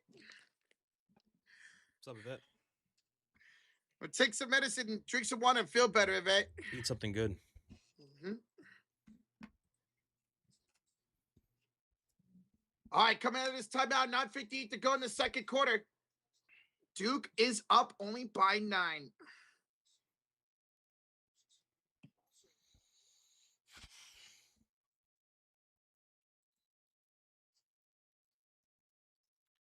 All right, UConn ball. 110 minutes ago in this ball game. See if they can continue to build up this momentum. On the floor, it's Caravan, Reed Jr., Mullins, Ross, and Malachi Smith. And there goes a layup right there for Malachi Smith. His first for a while. It's 51-58. It's a 7-point game once again. 9.5 to go. On the floor for Duke, it's Brown, Boozer, Evans, Heminia, and Foster. Foster got it started away by Malachi Smith. Mullins, 3. Oh, he left it short. That was a terrible shot by Mullins. You had 27 seconds on the shot clock, and he pulls up for 3. Terrible shot by Mullins. But nonetheless, it's only a 7-point lead for the Blue Devils. 9 minutes to go here in the first half. Foster gives it off to Brown. He's looking for a pass off to Heminia. On the right elbow, picked up by Mullins, only 6 to shoot. Heminia goes inside, backs down Mullins. Turnaround shot, he got it. That's his first field goal of the game. Wow. He makes it a 9-point game for Duke. Actually, I'm sorry, that's the second field goal of the game. 4 points for Heminia. Mullins off to Smith on the left elbow, down by 9. Gets a screen on top of the key from Ross. Dell gets it to Mullins. This is a better look for 3, and he ripped it out. And Cameron Boozer the rebound. Now, that was a way better shot selection there from Mullins. Across the half-court line goes Cameron Boozer. He'll be picked up here by Caravan. Switch on to Mullins. 12 to shoot for Cameron. Boozer at the crossover. They attack. Knocks down Mullins. No call. Layup is mid. Nolan to call a shooting foul. Ooh, I thought Cameron Boozer had an offensive foul right there. Ain't no way to do another official timeout. They called a goaltend. They called a goaltend. Let's see. Yeah, because he grabbed the net. Yep. Who was that grabbed the net? That was Terrace Reed, who grabbed the net as Cam Boozer was going for that layup. That's a goaltend, 62-51, 11-point lead for Duke. Official TV timeout with 7:59 to go. Yeah, I thought that should have maybe been a charge of Cameron Boozer, to be honest. He kind of lowered his shoulder as he went inside the paint on Mullins, but they let it go, and then he ends up getting a layup because of the goaltend call, which it would have went in anyways, but still. It still would have went in anyways. Are these Carlos Boozer's kids? Yes, they are, comedian. Cameron and Caden Boozer. Who's left? Michigan, Illinois. It's Michigan versus Arizona. And then Illinois faces the winner of this team in the Final Four. So that's who's left here for college basketball. It is 2 number 1 seeds. Illinois is a 3 seed. And you either have the number 1 seed from the East or the number 2 seed from the East going to the Final Four. This is a matchup in the East region. Well, they called it a basket, Regier. They called it a basket. They didn't call that goaltend. They did. Mm-hmm. Did they not? It was Cam Boozer going for a driving layup, and Terrace Reed was grabbing on the bottom of the net. Yeah, so goaltend on Reed, and they count the bucket for Cameron Boozer. Yeah. Who now him and Reed both now have 23 points to lead the way for today's game. Yeah. And after that goaltend, we went to a media timeout. You can't grab the net. No, you can't. That'll be a goaltend or a basket interference. Yep. Well, Brady, it looked like the referee signaled foul, so I thought there was a foul at first, but he was signaling goaltend. He went like this, which is the 2 fingers that count as a goaltend. Because I thought it was a foul at first, too, based off what the ref did. But no, they counted as a goaltend. So Cameron Boozer, incredible tonight. All right, coming out of this media timeout, the lead back up to 11 for the Duke Blue Devils. Connecticut, 1 for 18 from downtown. Oh, my God. I don't know if I've ever seen that before that bad. Ooh. I was surprised that didn't get called charged by Cam Boozer as he went right through Mullins. I mean, he just knocked him over. All right, we're back. 7:59 to go. 62-51, Duke up by 11. Cam Boozer now with 23 points. Yeah, 23. All right, UConn basketball with Caravan, Terrace Reed Jr., Mullins, Solo Ball, and Malachi Smith. Ball picked up by Caden Boozer. Finds Caravan inside for Reed attacking Gumba. It's a foul on the floor by Gumba. So a 1-and-1 coming up for Terrence Reed. One So and it one should looks be like that's coming up. the 8th foul for Duke. 2 more, and UConn will be in the bonus plus. Gungba committed his 4th foul. 1 more, he's gone. Yep. So just keep that in mind, folks. Gungba's got 4 fouls. Reed makes the first one. Demery would check back in here for UConn. Checks it for Malachi Smith. Are they not checking out Gungba? That's crazy.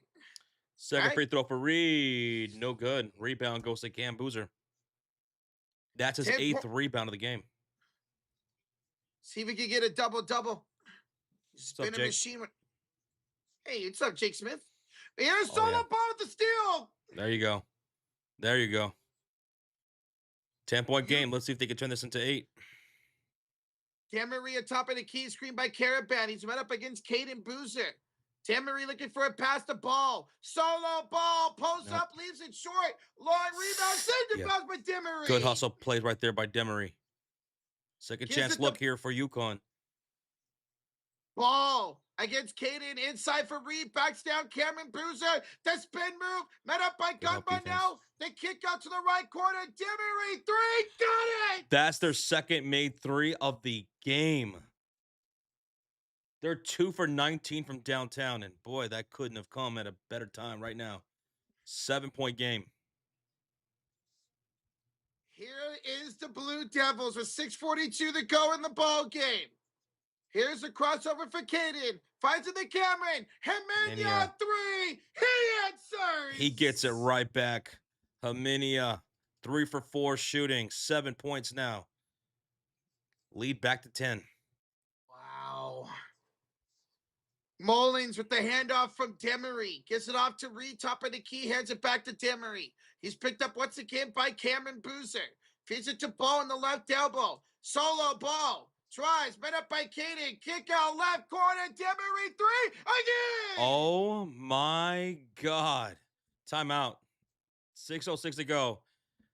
Back-to-back threes for UConn.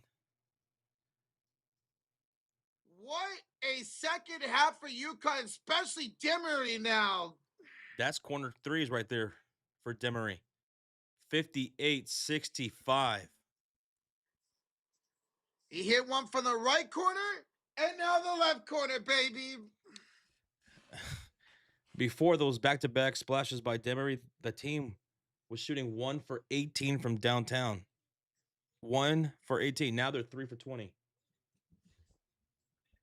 That's dangerous. It's bringing them back in this ball game right now. 1-3 in the first half, and now back-to-back. Let's go. We got a ball game, y'all. Hit that like button, 50 and wait for 300. Thank y'all for tuning in. Answer says, what a choke job right now by Duke. Now, they have done a good job of when these big-time shots are made by UConn in the second half to answer of their own. Let's see if they can have an answer here out of this timeout. Rita's going to light up. Oh, he already has, Leo. Rita's been incredible all night for the Huskies. All right, coming out of this Duke timeout, 6:06 to go. It's Blue Devils basketball.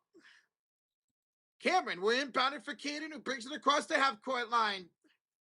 Caden, we're going to screen by Cameron, now off to Boozer on the top of the key. Cameron off to Malik Brown, left elbow against Caravan. Finds Evans for 3. He ripped it out, and a loose ball fell on the Huskies. Hemenia was going up for that rebound, and he was fouled on the floor. That's going to be on Braylon Mullins. That's his 3rd of the game. That is his 3rd foul of the game. Remember, in college basketball, 5 fouls you out. It's not 6, it's 5 in college. Oh, I think Cameron Boozer has some swelling underneath his left eye. They're treating him with a can of Coca-Cola. My God, everything's sponsored in this game. I've never seen that before. Cameron fadeaway, no good. Reed with the rebound. Here comes the Huskies, down by 7. 5:30 to go in the second half. I have never seen somebody get treated with a swollen eye like that before. That's crazy. Caravan finds it to Demery and a foul on the floor by the Blue Devils. That's foul number 9. And that's the third personal on Malik Brown. So 1-1 coming up for UConn. Who did he found Reed. So Reed is back to the line here for the Huskies. I have Duke winning, but I want it to be a good game, and we have one right now, Steven. Terrence Reed with the 1-1. First one up is no good, and Duke will grab the rebound. All right. 65-58 remains the lead for the Blue Devils with 5:14 to go. Caden will hand it off here to Malik Brown. Picked it up back by Caden Boozer. Bounces it to Isaiah Evans. Evans screen by Cameron Boozer. Evans pump fakes, and he'll draw a shooting foul on Ross. That's the 16th foul now on UConn, and Isaiah Evans will have 2 free throws. He went with the up and under pump fake and got Jaden Ross to pump fake on it and bite on it hard. Isaiah Evans, 5 points tonight, averaging 19 points per game during the tournament. First one up and good for the Duke guard. 66-58. And Mullins will check in for Ross. So Mullins back in the game. Remember, 4 fouls for Brayden Mullins, so 1 more and he's done. Isaiah Evans, 85% free throw shooter on the season. His second one up and good. 67-58 Duke. 5 minutes to go in the ball game. 9-point game. UConn's got the ball. Caravan, Reed, Mullins, Demery, and Solo. Ball finds it off the Caravan. To the corner for Mullins. Inside for Reed. Backs down Malik Brown. Reed spins. Kicks it inside. Solo ball with the floater. Yeah, they got rhythm. They got some rhythm. On offense, they got to get some stops, though. 4:39 to go. Caden with the ball for the Blue Devils. Hands it off to Malik Brown. Picked up by Garrett Brown. Hands it off to Eminya. Eminya will find it. Cutting Evans. Evans good up. stop. Blocked by Reed. Good fucking defense by Reed. 4:20 to go in regulation. Demery went to the top of the key against Cameron Boozer. Hands it off to Caravan. Bounce, Yeah, Reed. that's money. Reed lays it in. That's money. It's a 5-point game. It's a 5-point game. The Husky fans on their feet right now. Reed's got 26 points. Caden Boozer with it. Screened by his brother. Met up by Reed. Back to the top of the key. Picked up now by Mullins. Has it up to Mignon. Here picked up by Solo Paul. Finds it back to Cameron Boozer. 8 to shoot to Isaiah Evans. Evans. Slap. Found out. Stolen by Ball. Cookies. Ball. Got it to go. And one. And one. That's an and one. We got a 3-point game. Possibly a 2-point game. Isaiah Evans slipped. Solo stole it. Got the N1 and a foul by Cameron Boozer. An official TV timeout being taken with 3:42 to go. When we come back, that's going to be a free throw coming up, right? Yeah, free throw coming up. Yep. And one, man. And fucking one. We got a game. Wow, dude. I mean, UConn is outscoring Duke 35-23 in this second half. Talk about an absolute turnaround. Like they're doing to Duke what Duke was doing to them in the first half, Josh. They're going inside. They're getting those extra passes as somebody's driving downhill and scoring. They're feeling it. It's just contagious, man. Demery shooting 50%, man. Knocking down those back-to-back splashes was huge. Caravan finally scoring in the second half. Terrace Reed can't beat the 9. 26 and 8 for him. Mullins, 7 points. They're getting out in transition.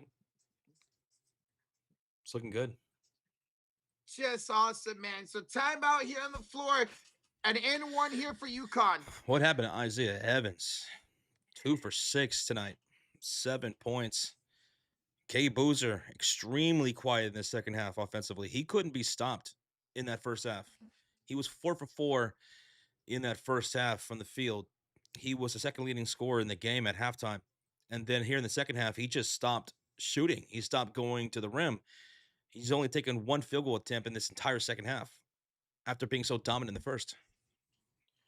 And that shot was an attack downhill that got blocked by Terrence Reed Jr. So And great then job. also to keep in mind, Gungba in foul trouble. He's got 4 fouls, and so does Malik Brown. He also has 4 fouls. Also, Mullins for UConn has 4 fouls. So 2 of your 3 bigs are in foul trouble. So a little bit of small ball here for Duke. Thank you, Mutz. There you go. Here comes the curse from that Florida fan, says Mofo. The curse is out there. Oh, baby. This is not shocking. Duke tends to do this every tournament when they have a choke like this.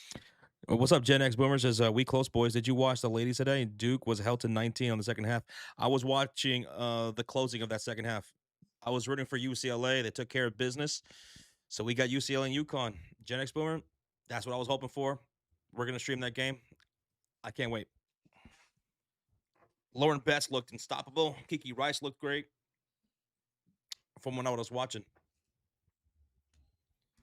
Oh, actually, Josh, they're on separate sides of the bracket. The only way they face is a national championship game.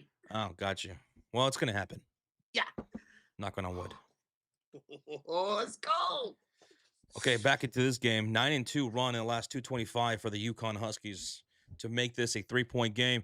Before the commercial break, there was a steal and score right there for Solo Ball, and he was fouled by Cam Boozer. So, and 1 free throw coming up to possibly make this a 2-point game. And the free throw's good. Let's go. 67-65. Duke up 2. UConn in the bonus plus, Duke in the bonus. No field goals in the last 3 minutes of game time for the Blue Devils. Gungba out there with the 5 fouls off the start. For Cameron Boozer, backs down Caravan. 13 to shoot. Boozer, triple team, floats it up, puts it in. Finally. That was a big bucket right there. A little hook shot right there. Inside by Cam Boozer. He's got 25. He leads all scorers tonight. 69, 65 lead. Can UConn score again? Here's Solo Ball. Driving downhill. Ball left it short. Rebound Emmanuel. 2:55 to go. Duke with the 4-point advantage. Intense moments here in Washington, D.C. The winner to face Illinois in the Final Four next Saturday in Indianapolis. Cameron Boozer to Hemenya in the corner. Gets past Ross. Drives in. No good. Rebound. Goes to the Huskies. Here come the Huskies with Caravan, Reed Jr., Demery, Solo Ball, and Ross. Ball with the crossover and a handoff to Reed. Reed on the left elbow. Hands up to Caravan. Gets a screen on the Gungba. Remember, he's got 5 fouls. Back to Solo Ball over the Demery. Right elbow against Caden. Screen by Reed. Demery, the crossover, 7 to shoot off to Ross. Inside for Reed. Spins against Boozer. Double team. Falls down. Hands it off. Got throw it up. And Demery's shot is going to hit the backboard shot clock violation. Good defense there by the Blue Devils. 2:06 to go. They'll have the ball. You think Duke's going to lose? We got them to win today.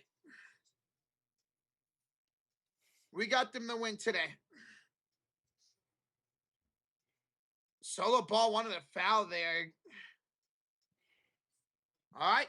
Inbounds for the Blue Devils. 2:06 to go, folks. It's going to be Caleb Foster bringing it up court for Duke. 2 minutes to go in regulation. Here's Sark on the left elbow against Ball. Fighting underneath is Caravan. A gun by, and Caravan's going to be called for the loose ball foul. Duke is in the bonus, the regular bonus. So 1-1 coming up for Gungba. If he makes the first one, he shoots the second one. If he misses the first one, Whoever gets the rebound gets the possession. 1:51 to go here in regulation.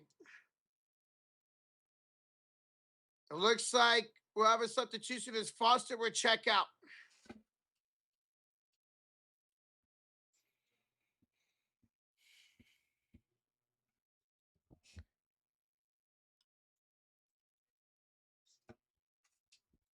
First free throw's good.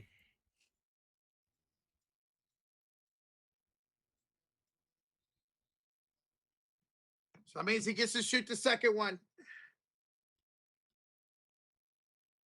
Duke prevails. We'll see. They're trying to close this one out. This is kind of similar to that St. John's game on Friday, where Duke hits some crucial free throws to win it. Second free throw's up. No good. Reed the Jr. with a rebound. 5-point lead for Duke. Here comes Huskies. Let's go. Mullins finds ball. Top of the key. Hand up to Demery. Down by 5. Caravan. 3-ball. Too strong. Offensive point by Solo. And, oh, are we getting a foul here? Yeah. Who's that a foul on? Foul on Sar? Yeah. Dame Sar. Yep, right there on the reach-in as he was trying to fight for that ball.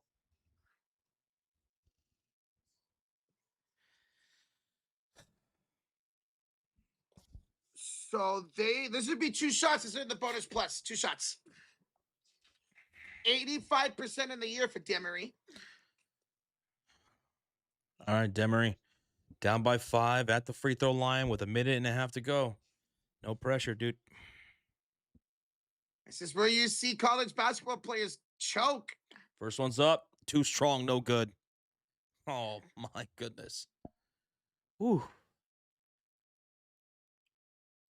I swear, man, college basketball players cannot make clutch free throws. Yeah, that was I can Ball make the second one. We'll see. Second free throw's up, and he knocks down 1 of 2. 1:31 to go. 70 to 66. Duke up by 4. Jaden Ross going to check in for Solo Ball. Duke will have the possession, shooting on the left side of the screen. It's a trap here in the backcourt. Full court press here. And they just get it up. They had to get it up before the 20-second mark. And Duke calls timeout. Yeah, that's a good idea because UConn's defense was stifling right there. They wouldn't let them breathe. They barely got that ball over the half court. Timeout. Timeout, Duke. They have 1 left. 1:20 to go. Duke up by 4, and they'll have the possession. B-Money says we're getting close to that foul game situation here where we're going to see trades of free throws being made. Especially with only being a 4-point game right now, especially if Duke misses on this possession. Missing free throws, that's key when it comes to pressure free throw, and we always see that in college basketball. It's kind of like we see in college football, where these college kickers miss these clutch field goals. Tucker, the leading scorers for both teams. Well, Cameron Bruiser has 25, 8, and 4 for Duke. And Terrence Reed Jr. has 26 and 9 for the Huskies.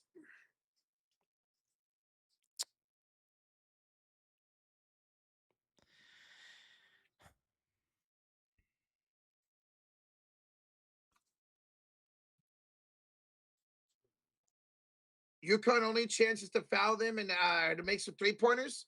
We'll see. Like I said, it's going to be the foul game here pretty soon. Let's see if they can get a stop on this possession. Do you guys think Cam Bruiser could make it to the NBA draft? Yeah, he'll be a top 4 pick at least, brother BKL. If not, maybe 1 or number 2. The number 1 seeds are 134 and 0 all time and leading by 15 or more points at halftime in the tournament. So no number 1 seed team has ever lost up by 15 or more points at halftime in the tournament. All right, inbounds here. Ball's going to be inbounded here. 1:18 left to go. And on the floor for the Duke Blue Devils, it's Cam Boozer, Sar, Evans, Gungba, and Foster. Up top, it's Cameron Bruiser. Off the screen, he's picked up by Reed. Ball's knocked loose, and diving for it is Reed. Oh, making the defensive stop. 1 minute to go. And here goes Demery into the front court, shooting on the right side. Picked up by Foster, under a minute left. Down by 4. Cross court, catch and shoot 3. Caravan finally knocks down the 3. We got a 1-point game. Caravan. He's 2 for 10 today. Oh, better late than never, they say. Oh, my God. Boozer, bounce pass. Gungba on the elbow. Shot clock to 16. Game clock to 35. Back to Cameron Bruiser. Top of the key. Reed in front. He'll take him off the dribble. Spins to his right. Goes up with the right hand. And it rolls in for 2. Duke up by 3 with 28 seconds left. Demery will walk the dog. 28 seconds. Picks it up. Crosses the half court. Timeout. 26 seconds left. Timeout, UConn. We got a 3-point game. That was a great shot by Cam Boozer. Went inside with a double team and still skyhooked it up and in. This is what we're talking about, man. We expected this to be a close game, and now we got her the 3-point game. Oh, man, this is intense. This is intense. Caravan, he was missing that shot all night long. Finally knocks it down to make it all dramatic. This is what you want out of March Madness, baby. These games coming down on the wire, man. Let's go. Don't need to go for the 3. Agreed, Tucker. You do not need to go for the 3. Hell no. You got to go in. I'm attacking the rim, putting the pressure on the defense. Maybe you pick up an and 1 and a 3-point play out of it to tie the game. It's UConn basketball right now. And another great thing for UConn is if we have a jump ball, the possession arrow is on them. So that's huge. 27 seconds to go. Remember, in college, you have to get the ball into the front court. You can't call a timeout having the back court. Yo, yin with the 2s. March Madness never disappoints. The first half was rough. Second half, real dramatic. I mean, this is a tale of 2 halves. Duke outscored UConn 44-29 in the first half. Here in the second half, UConn's outscoring Duke 40-28. Complete turnaround. 27 seconds left.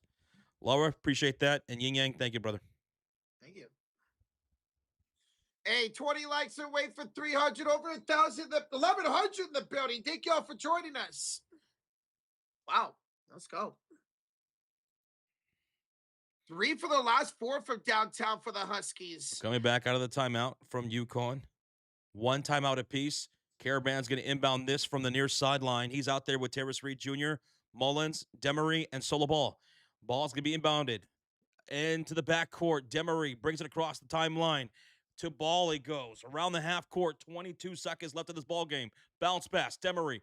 He's picked up by Cam Boozer on the far side wing. He's looking for Caravan. 13 on the clock. 12, 11. Back to Demery. Foul by Cam Boozer. With 10 seconds left. Cam Boozer picks up the foul. And that's going to be his 4th. Oh, no. Okay. And because UConn's in the double bonus, this is 2 free throws no matter what. They can make this a 1-point game if he could knock down both free throws. 80% free throw shooter on the season is Demery. They took a lot of time off that clock right there.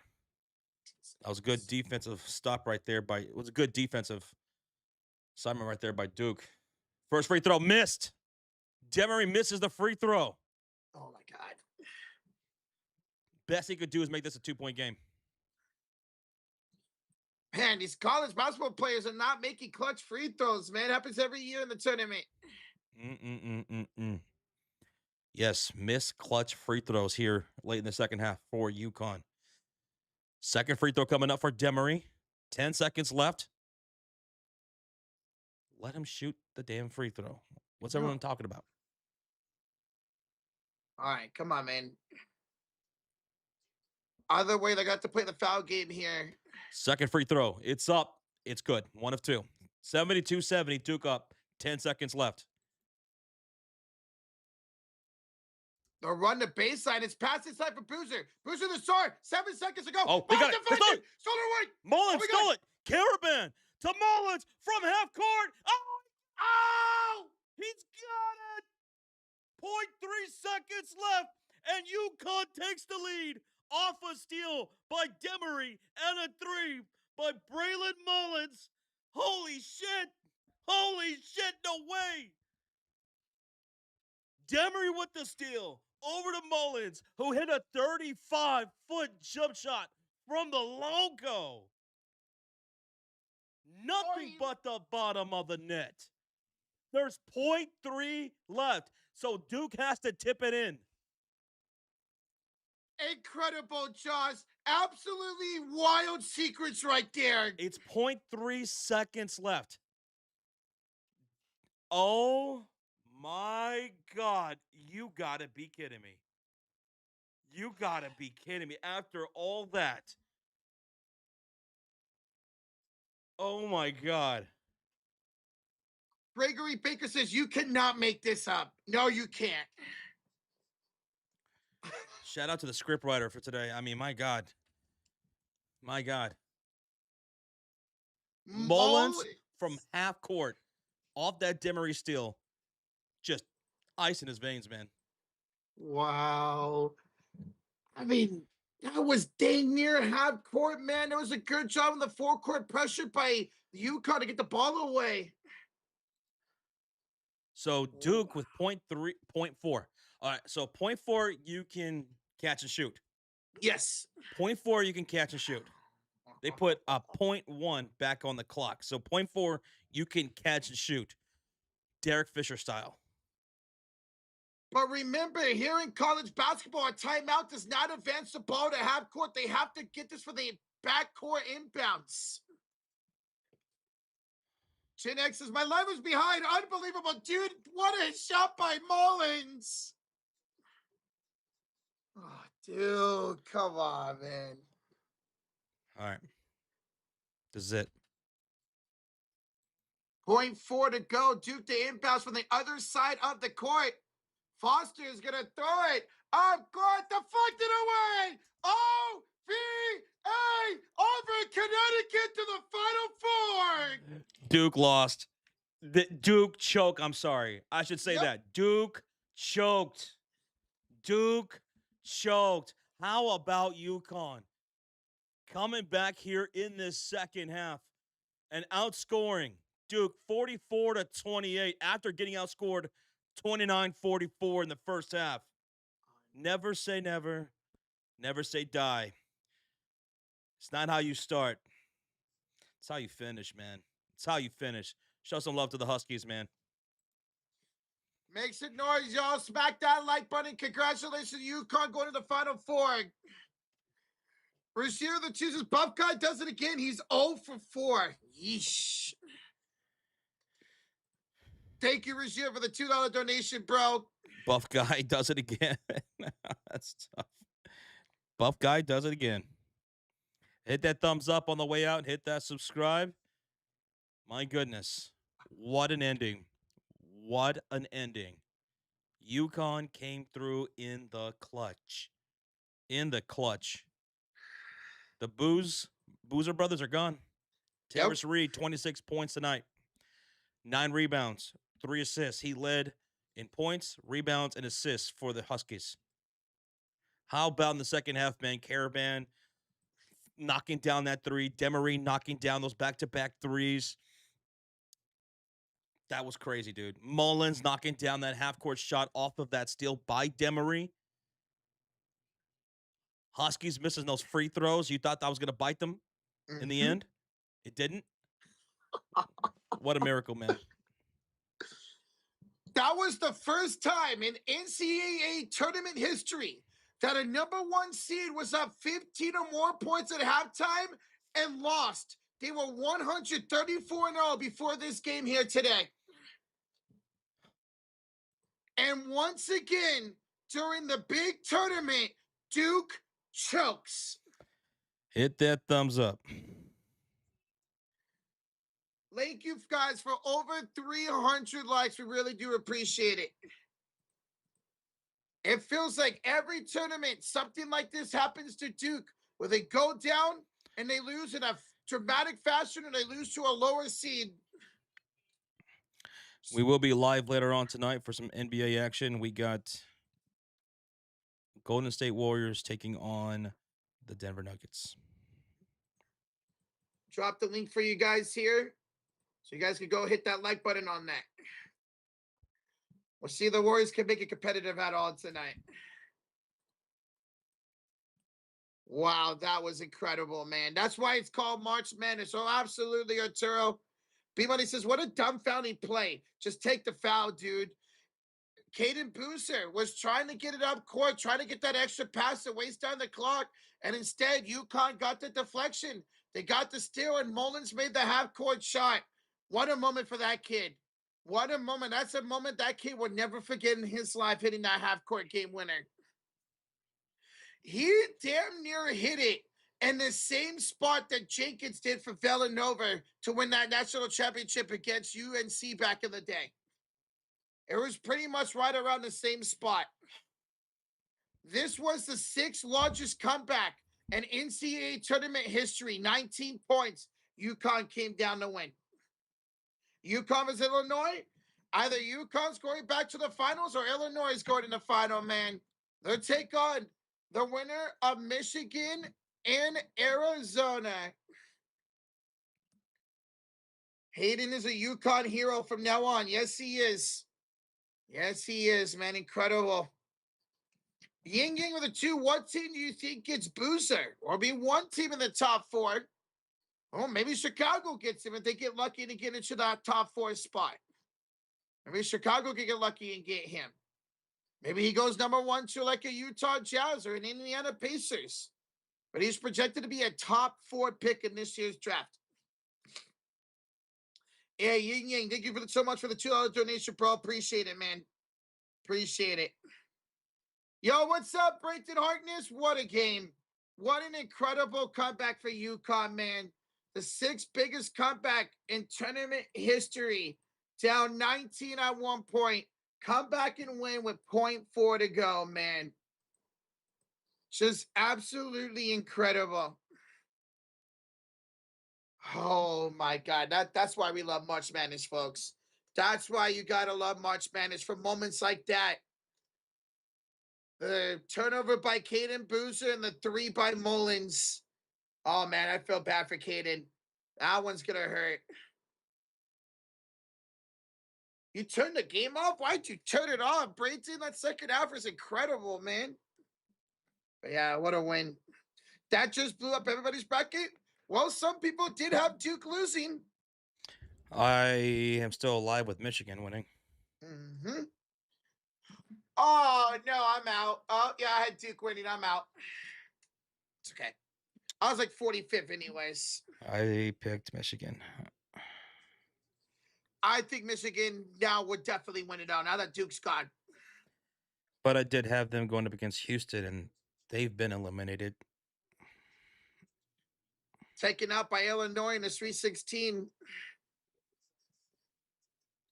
You also have Michigan winning it all. I have them winning one of my brackets. But in our bracket here for the channel, I had Duke winning it all. B-Money says the NBA isn't slicked. The Jazz get the number 2 pick and take Boozer. How convenient that the son of Carlos Boozer, who made the biggest game for himself in Utah, gets to play for his former team. He'll get drafted by Utah. He'll have a good rookie contract with them. And then he will sign with the Chicago Bulls right after that. Literally following in his father's footsteps. I forgot. He played for Cleveland, too. He played for Cleveland before he went to Utah. He did? I'm pretty sure, if I remember correctly, I think Boozer was drafted by the Cleveland Cavaliers. And then he went to Utah, and then he went to Chicago. Oh. Because I only recognize him with you. Boozer played with LeBron. Boozer played with LeBron? Carlos Boozer played with LeBron James. I did not know that. Wow. Wow, I did not know. Okay. Yeah, that's true. Cleveland can't get them. They're going to be making the playoffs. Unless they trade up for him. So yeah, he was drafted by the Cavs. He played 2 years there and then went to Utah. And really exploded on the scene with Darren Williams. Went to Chicago. Had some really good years there. Big Word says everybody's played with LeBron, pretty much. Brother VKL with the $5 donation. So the Final Four is set. UConn versus Illinois and Arizona versus Michigan. Give me UConn and Michigan in the championship game. I'm right there with Josh. I'm also going to go UConn, Michigan in the national championship. And if that's the case, that'd be a lot of fun to watch, man. Brother BKL, thank you so much, man, for the 5. Thank you. Goodman says, give me UConn versus Arizona to win. Okay. In their respective matchups and meet in the championship game. Alex says, I'll take UConn and Michigan winning. Rozier says, give me UConn and Arizona. Mofo says, damn, I'm screwed in the eliminator. I already used UConn. Oh, So who you got left? You got to go who? Arizona? No. Let me know who you have left. That's tough. no. He might have to rock with Illinois beating UConn. Oh, he only has Illinois left. Good luck. Maybe they could do it again. Maybe they do. Let's see what Buff Guy selects. Would he pick Illinois? Because he's 0 for 4 right now. What a game. That was an incredible game, Raphael. So Mofo says he's also got Arizona, but he wants to keep them for the championship game. Well, good luck, Mofo. I hope they do win for you then, man. Charles, it was a hell of a game. It was. First half was rough, man. Second half was crazy with UConn coming back like that. The 6th biggest comeback in NCAA tournament history. They were down 19. Wow. Man. Before the second half, I think UConn was like 1 for 18 from downtown. Something ridiculous. They hit 4 threes of their 5 in that second half. Especially within the last 10 minutes of the game, too. You had 2 from Demery. You had 1 from Caravan, who was awful tonight, except for that nice shot. And then Mullins. It's all clutch, baby. They started 1 for 19. That's a stat I've never heard before. Team 1 for 19 for downtown. That's insane, man. But they clutched up when it matters the most. Duke always chokes in these type of games, and they did it again today.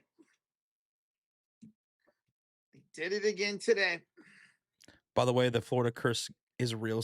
Florida guy curse is real, says Mofo. It's real. How can you deny it at this point? Especially when he's 0 for 4 in his last 4 picks now. That's actually impressive. 0 for 4? That's crazy. UConn couldn't hit the backside of a barn in the first half, says B Money.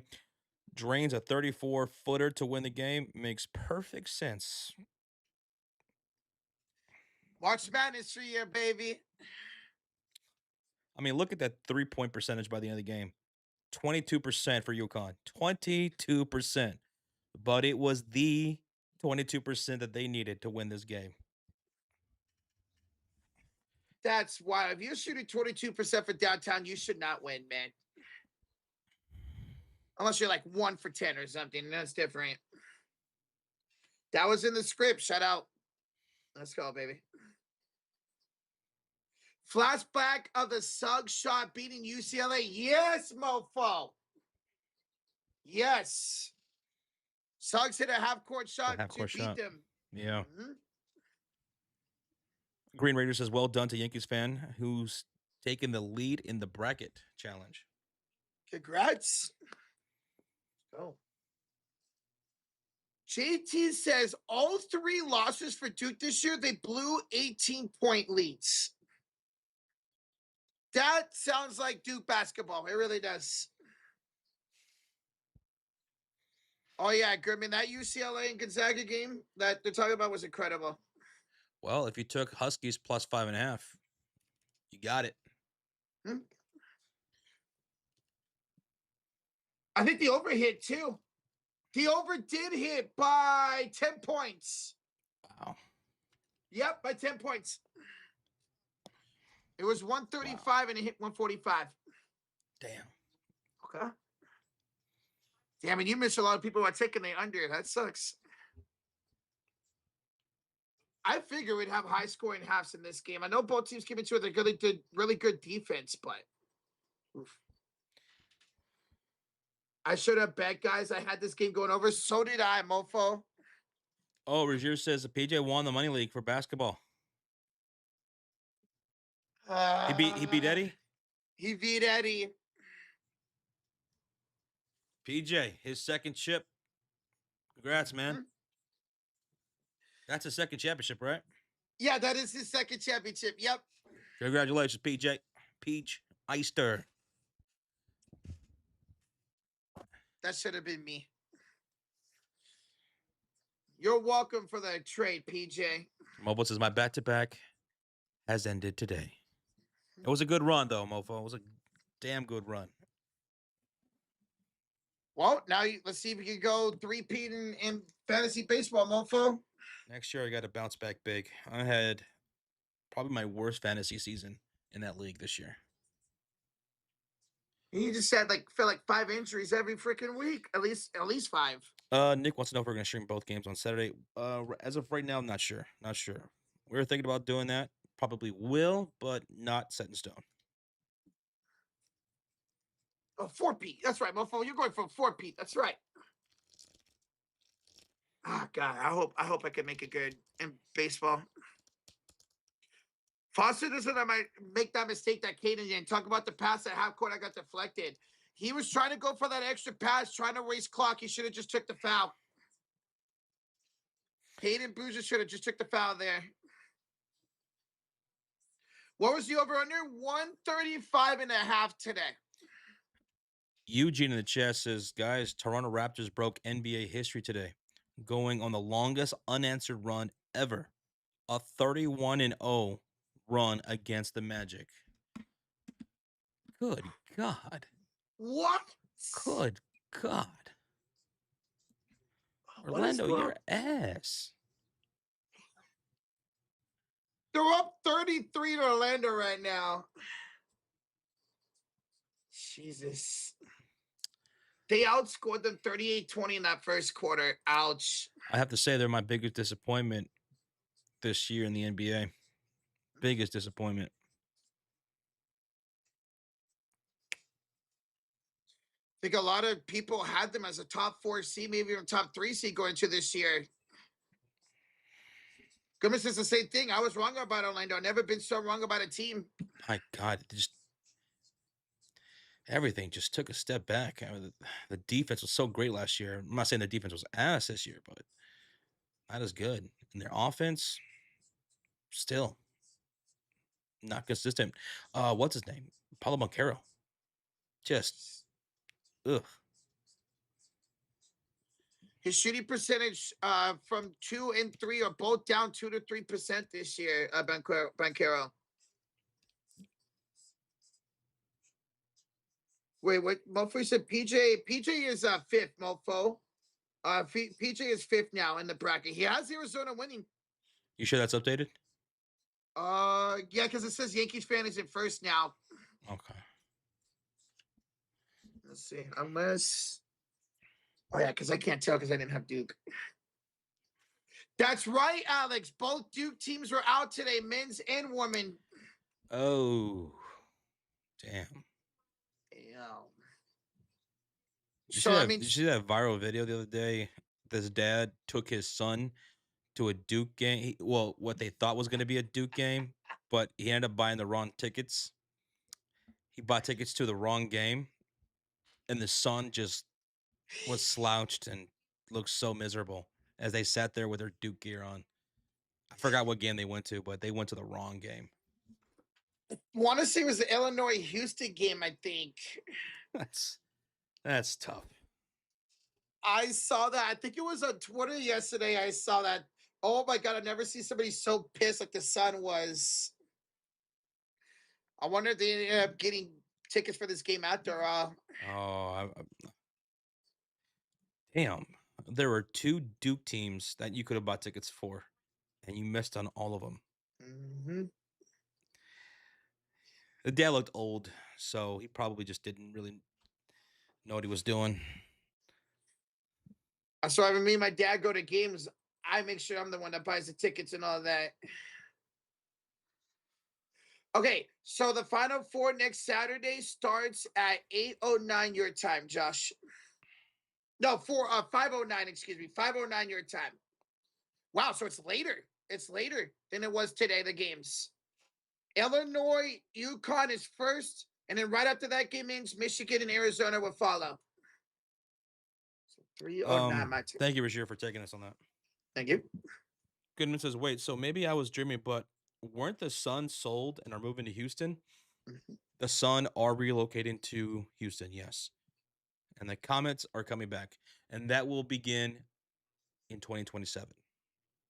So they'll play this year. Next year, the Sun will become the Houston Comets. That franchise gets one back. They used to have one, and they were very successful, multiple championships.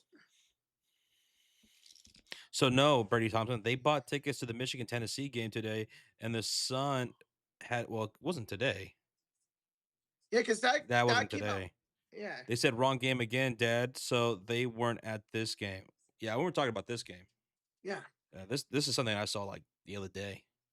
Yeah, because it was. I saw it yesterday. You saw yesterday, yeah. Mm-hmm. Melfo says I'm picking Illinois in the Eliminator. It's my only choice. Go in Illinois.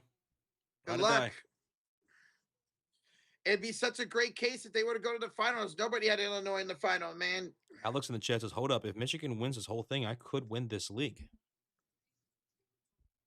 Well, good luck to you then, Alex. That'd be sick if you could win it. What did UConn? What did Yankees fan have? Does it say? Let's see. Who does he have winning? Arizona, I bet. See, it's glitched. It doesn't show who his champion is. Mofo says Yvette did pick Michigan. I picked Michigan. You picked Michigan. Where are you? I know you were top 9 at one point, Josh. Oh yeah, I fell. Okay. Yankees fan didn't pick anyone? That's right. Someone mentioned that once the tournament started, the Yankees fan didn't pick anyone. You know what, Josh? Our top 3 don't have winners. How the hell? Yankees fan, Tomo, and NDNC don't have winners. The first one who does is Jets, who's in 4th, who picked UConn to win. Damn. That's tough, man. Does that mean Jets going to win by default? It depends. Not if UConn. Oh, we'll see. If UConn goes to the championship, She might she win this probably thing. will. Mm-hmm. If Jets wins. If she wins it, I'll lose it, says Goodman. We'll never hear the end of it. If UConn wins, she can win. If Arizona wins it all, PJ can win. Oh, that's right, PJ. Mm-hmm. PJ. And then Bob, who's in our chat a lot, he's running into PJ. Oh, but he had Duke. Rip.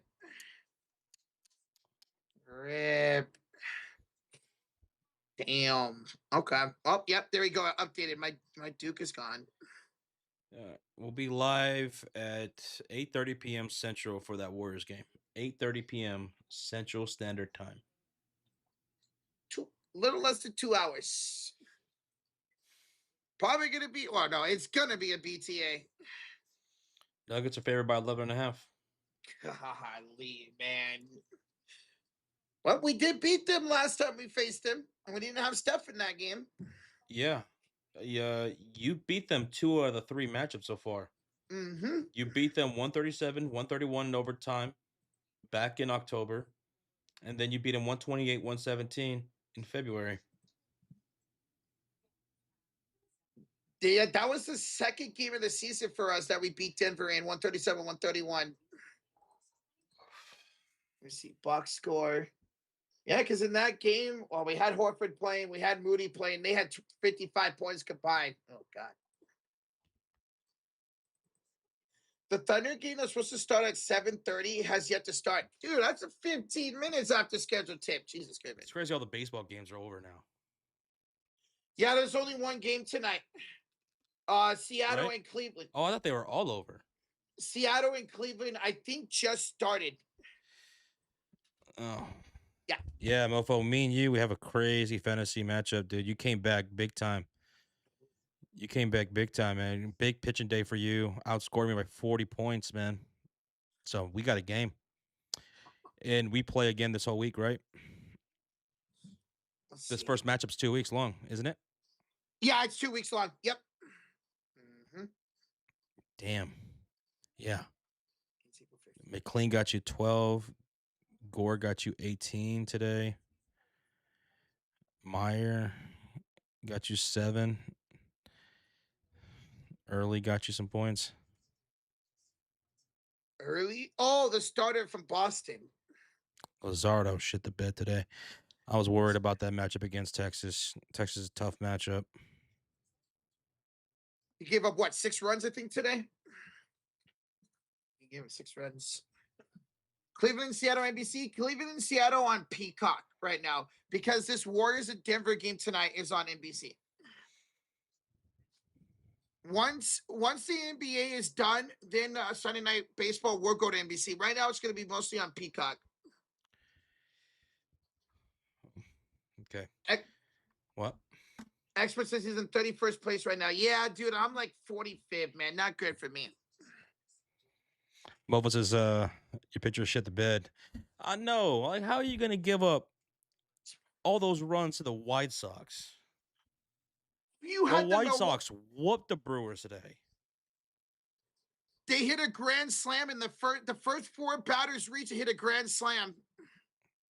I saw that. Mm-hmm. Oh, I didn't know you had Sprout pitching. Yeah, he got Swiss cheesed today. I shouldn't have picked up a Brewer. I knew a Brewer was going to screw me. Well, at least you got points from the closer today, though. They won that game. Brewers did 9-7. They came back and won 9-7. You got their closer. Oh God! So that's just a double whammy for me. The pitcher got killed, got me negative. I don't know how many points, and then they came back to win anyway. So they're first in the division. Yeah. What bunch of assholes! At least you picked up their closer. He got you good points. Yeah. It semi counts it out, kind of. But still, yeah. I got minus 16 points from the freaking Padres closer yesterday. I'm only up by 4 on PJ now. Damn it. Yeah, Rozier, I saw that Estevez got a minus 24. The closer for the Royals gave up 6 runs yesterday. Yep, gave up a walk-off grand slam. I threatened him on Twitter for doing that. Jesus. Now, wait, Estevez got hurt, mofo? Oh, I didn't see that. Oh, shit. Oh, I have him in the league. Shit. Dude, you don't need to yell. Listen, dude, I'm not yelling. I'm just naturally loud. Trust me. He is so loud. Not yelling. Congrats, Jordan, on UConn winning. What a comeback, dude. Clutch. The 6th largest comeback in tournament history, 19 points today. You dropped him, Rozier? Yeah, I don't blame you, bro. Skeens. What did Skeens get JB Taylor that opening day? He got like negative a bunch of points. Like he had a negative 15 points, something like that. I believe it was negative 15. Let me look. Skeens got 8 up. Minus 19. Minus 19 in 1 inning. Mm-hmm. Skeens got killed. Gave up, what was it, 6 runs in 2/3 of an inning and took the loss. 5 runs.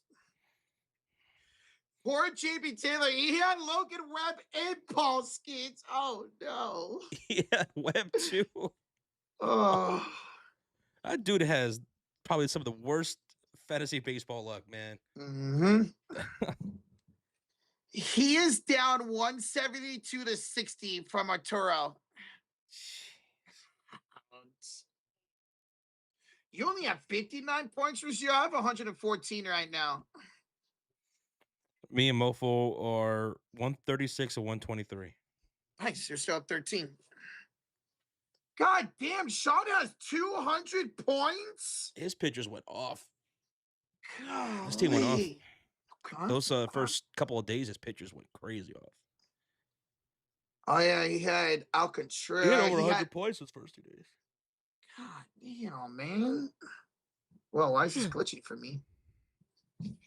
Hey, Andrew Spencer talking about his Tampa Bay Rays with a $5 donation. When Taylor Walls is healthy, the shortstop, keep him off my team. Carson Williams, who's a rookie, is my savior for the Rays. Yandy Diaz went 5 for 6 today with 4 ribbies. I saw a lot of good things about your rookie shortstop, Carson Williams, Andrew Spencer. Which sucks to say that because Taylor Walls was your what? Number 1 or number 2 prospect a couple of years ago. So we'll see if they can both work out for you guys. But you guys continue to have these really good hitting prospects. Obviously, Junior Cannanario leads that way, who should probably have 50 home runs this year. I hope I don't regret taking Ketel Marte over him. Andrew Spencer, thank you the 5, brother. Thank you, Andrew. I don't really have your Rays doing much this year, but you guys got some intriguing prospects. JB Taylor has some rough matchups to start. Really, mofo? Eef. Well, a lot of time in fantasy is about luck, man. Who knows? Maybe next week Skeens and Webb goes off. Sometimes it's all about luck, especially when it comes to fantasy baseball pitchers. Imagine if Skeens ends up being a bust. Has like a 4 ERA this season. Because coming into this year, his overall career ERA was 1.68. UConn owns Duke. They beat him again today, man. That was an incredible win. I can't believe and I can't believe Duke choked that. Like it happens to them every year. Every year something happens to them in the tournament where they choke and lose, man. Oh, I'm seeing the replay right now in the local news. What a dumb pass by Caden Boozer, man. All right, we're going to head off and take a little bit of a break, and then we'll be back live here in a couple of, less than an hour and a half for the Warriors and Nuggets game. Lando with the 2 says, you guys have any locks tomorrow for the MLB? Lock bets for tomorrow? I don't. I don't at the moment. You're talking about teams. I'd take Toronto over Colorado. They should squash them. Is that your lock? That would be my lock of the day tomorrow. Toronto over Colorado. Absolutely.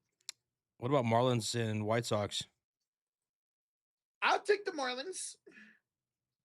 I'll take the Marlins in that series, in that game tomorrow. Marlins are 3-0.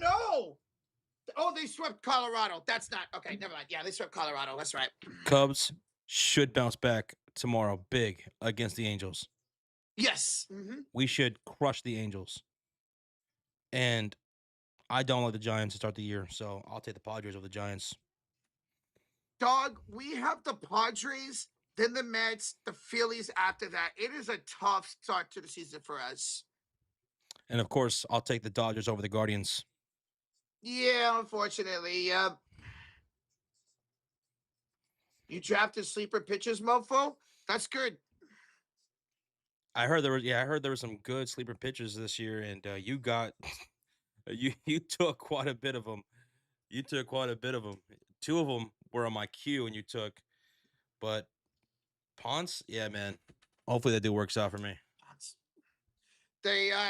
He came over to Toronto from Japan last year, Ponce. I'm hoping that plans out. But thank you again, Lando, Christian. Appreciate it for the 2, man. And we'll catch you guys here 8:30 p.m. Central, Warriors Nuggets. Thank y'all for hanging out for this stream. Thank y'all for the support. Shout out to the Mod Squad until you guys kicked ass today. Catch you guys later, all right? See you in a bit. Go Warriors.